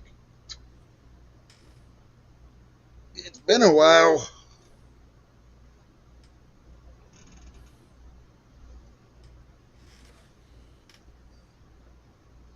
This goes back to his ROH days.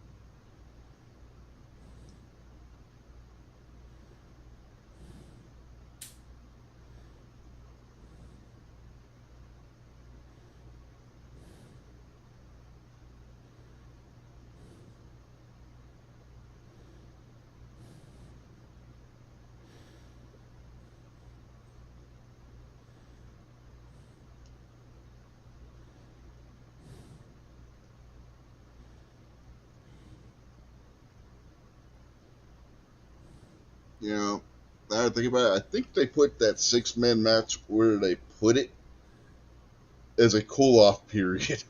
Yeah.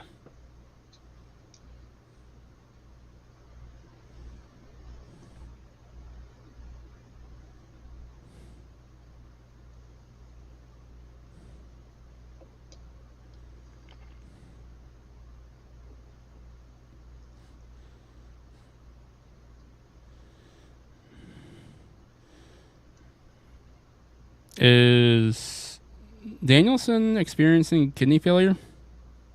Not that I know of. Looks a bit yellow.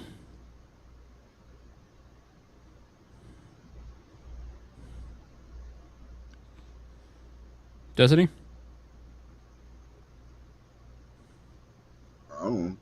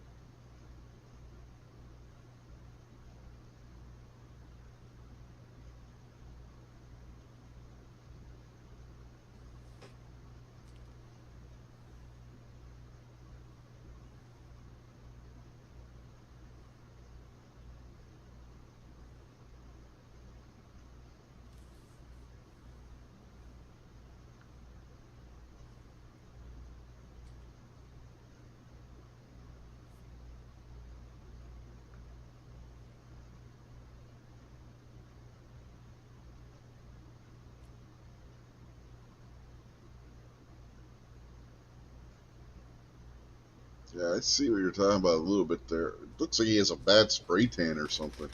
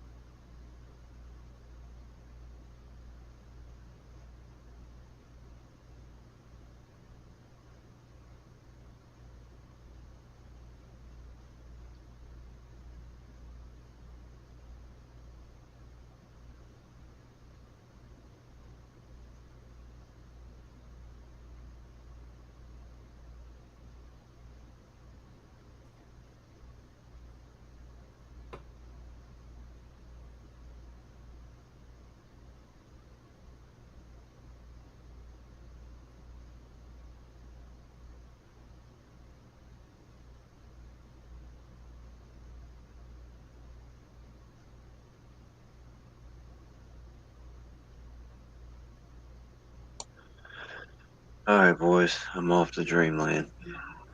Okay. See you, Kingpin. Enjoy the rest of the match. Take care. Thanks for hanging out with us, barbecue. Glad you could join us, man. Yeah. All right, see you, boys. Yeah, have a good night. See ya.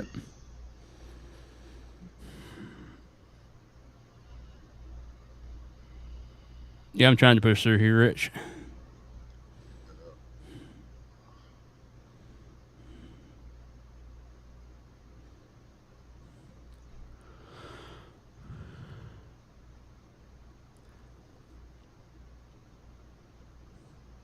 I never realized just how tall Okada is until he was just standing there face to face with Danielson. Yeah. You're like, he's Japanese. My gosh. Yeah, they always say he's like 6'3", 6'4", but it never got into perspective until right there. He is a giant over there.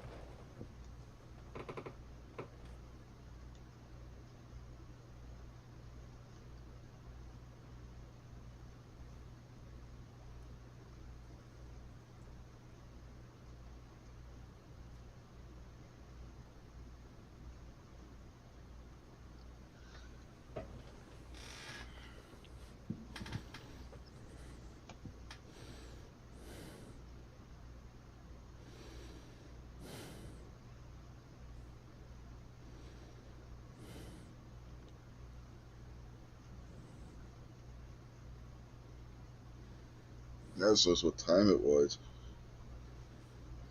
I'm Yeah. wondering if they sped up that 6-man too because of time constraint. Good possibility.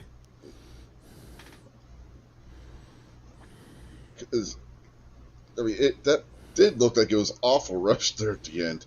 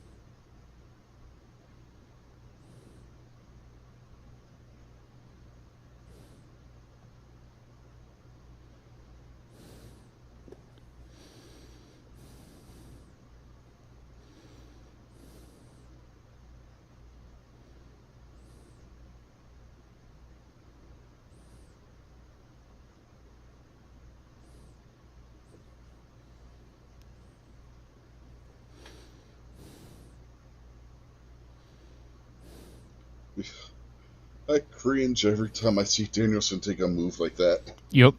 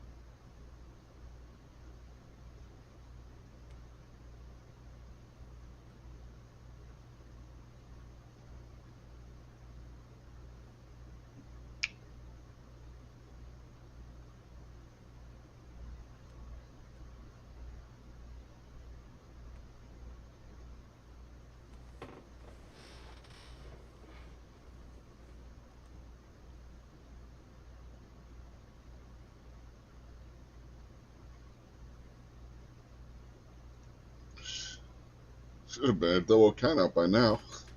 Yeah.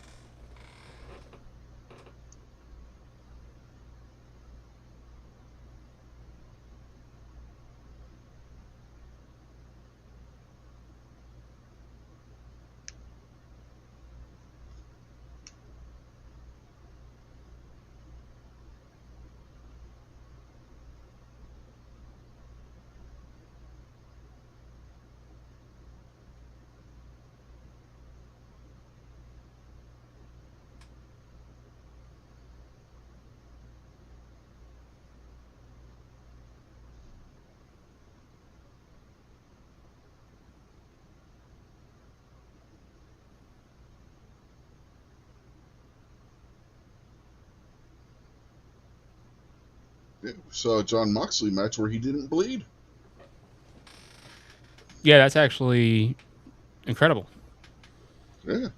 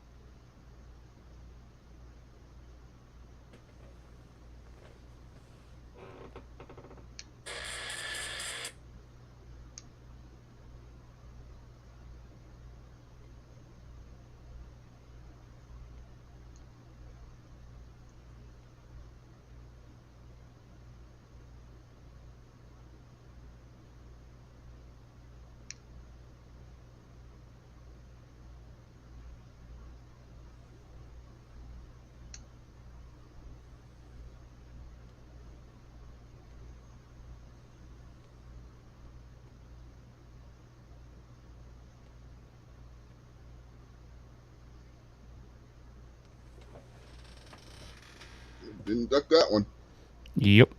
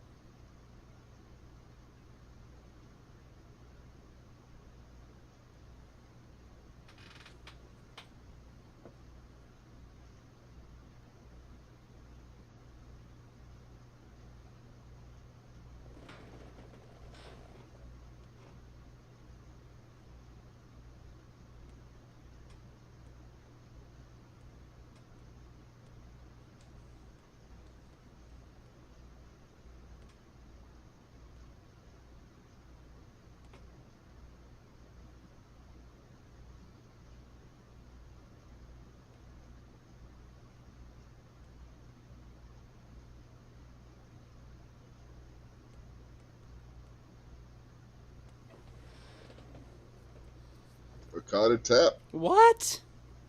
Wow.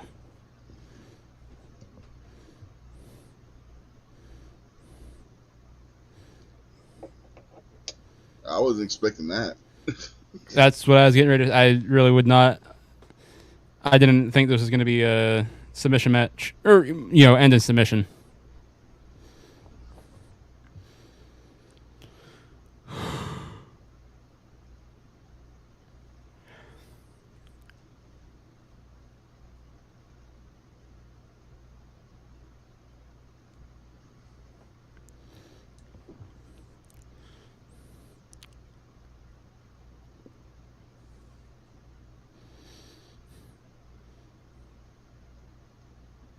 Maybe that's why I'm not expecting it. Wasn't expecting him to tap because it wasn't to the I can't talk to the bell lock because he couldn't put it on him. He got him to tap through an improvisational move. Yeah.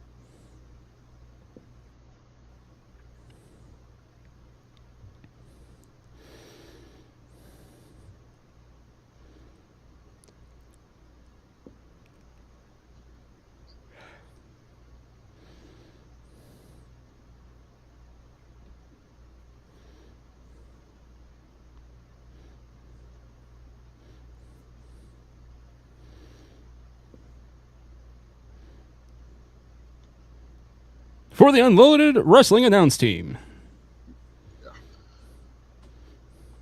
Next weekend, we have Money in the Bank. Nice. That'll be next Saturday at 3 o'clock for the main card. Damn. It's from London. Oh, yeah, that's right. I forgot. Yeah. Oh, shit. Yeah, right. It's only midnight. I know. Fucking dogs have been getting me up at 7 a.m. because I want to go outside. I'm like, God damn it. No, I meant that ironically. Oh, yeah, I figured you're, in a way, saying it ironically, but at the same time, like, there's been times where, we've been up 3, 4 in the morning just bullshitting. Oh, yeah, and, we've watched, the two of us have sat here and watched the New Japan show live. Yeah. So, oh, fuck. The pre-show would just be starting now. Yep. Yeah, put that in consideration. If this were in Japan, the pre-show would be starting now. It's not uncommon for them to have shows that start at 1 o'clock in the morning here. Yep. Alrighty, Rich. I'm going to be a wuss. I'm going to tap out. You have a good night, sir. Thank you for the invite. Really do appreciate it. I say because I wasn't doing much else today. So, thank you. Yeah. And for all of you out there, if you watched this or are going to watch it in replay while watching the show later on, thanks for tuning in, and we will catch you next weekend for Money in the Bank. Remember, special 3 o'clock start time because they are going to be in London at the O2 Arena for Money in the Bank. So we will catch y'all then. Have a good night, everybody. Adios, Felicio.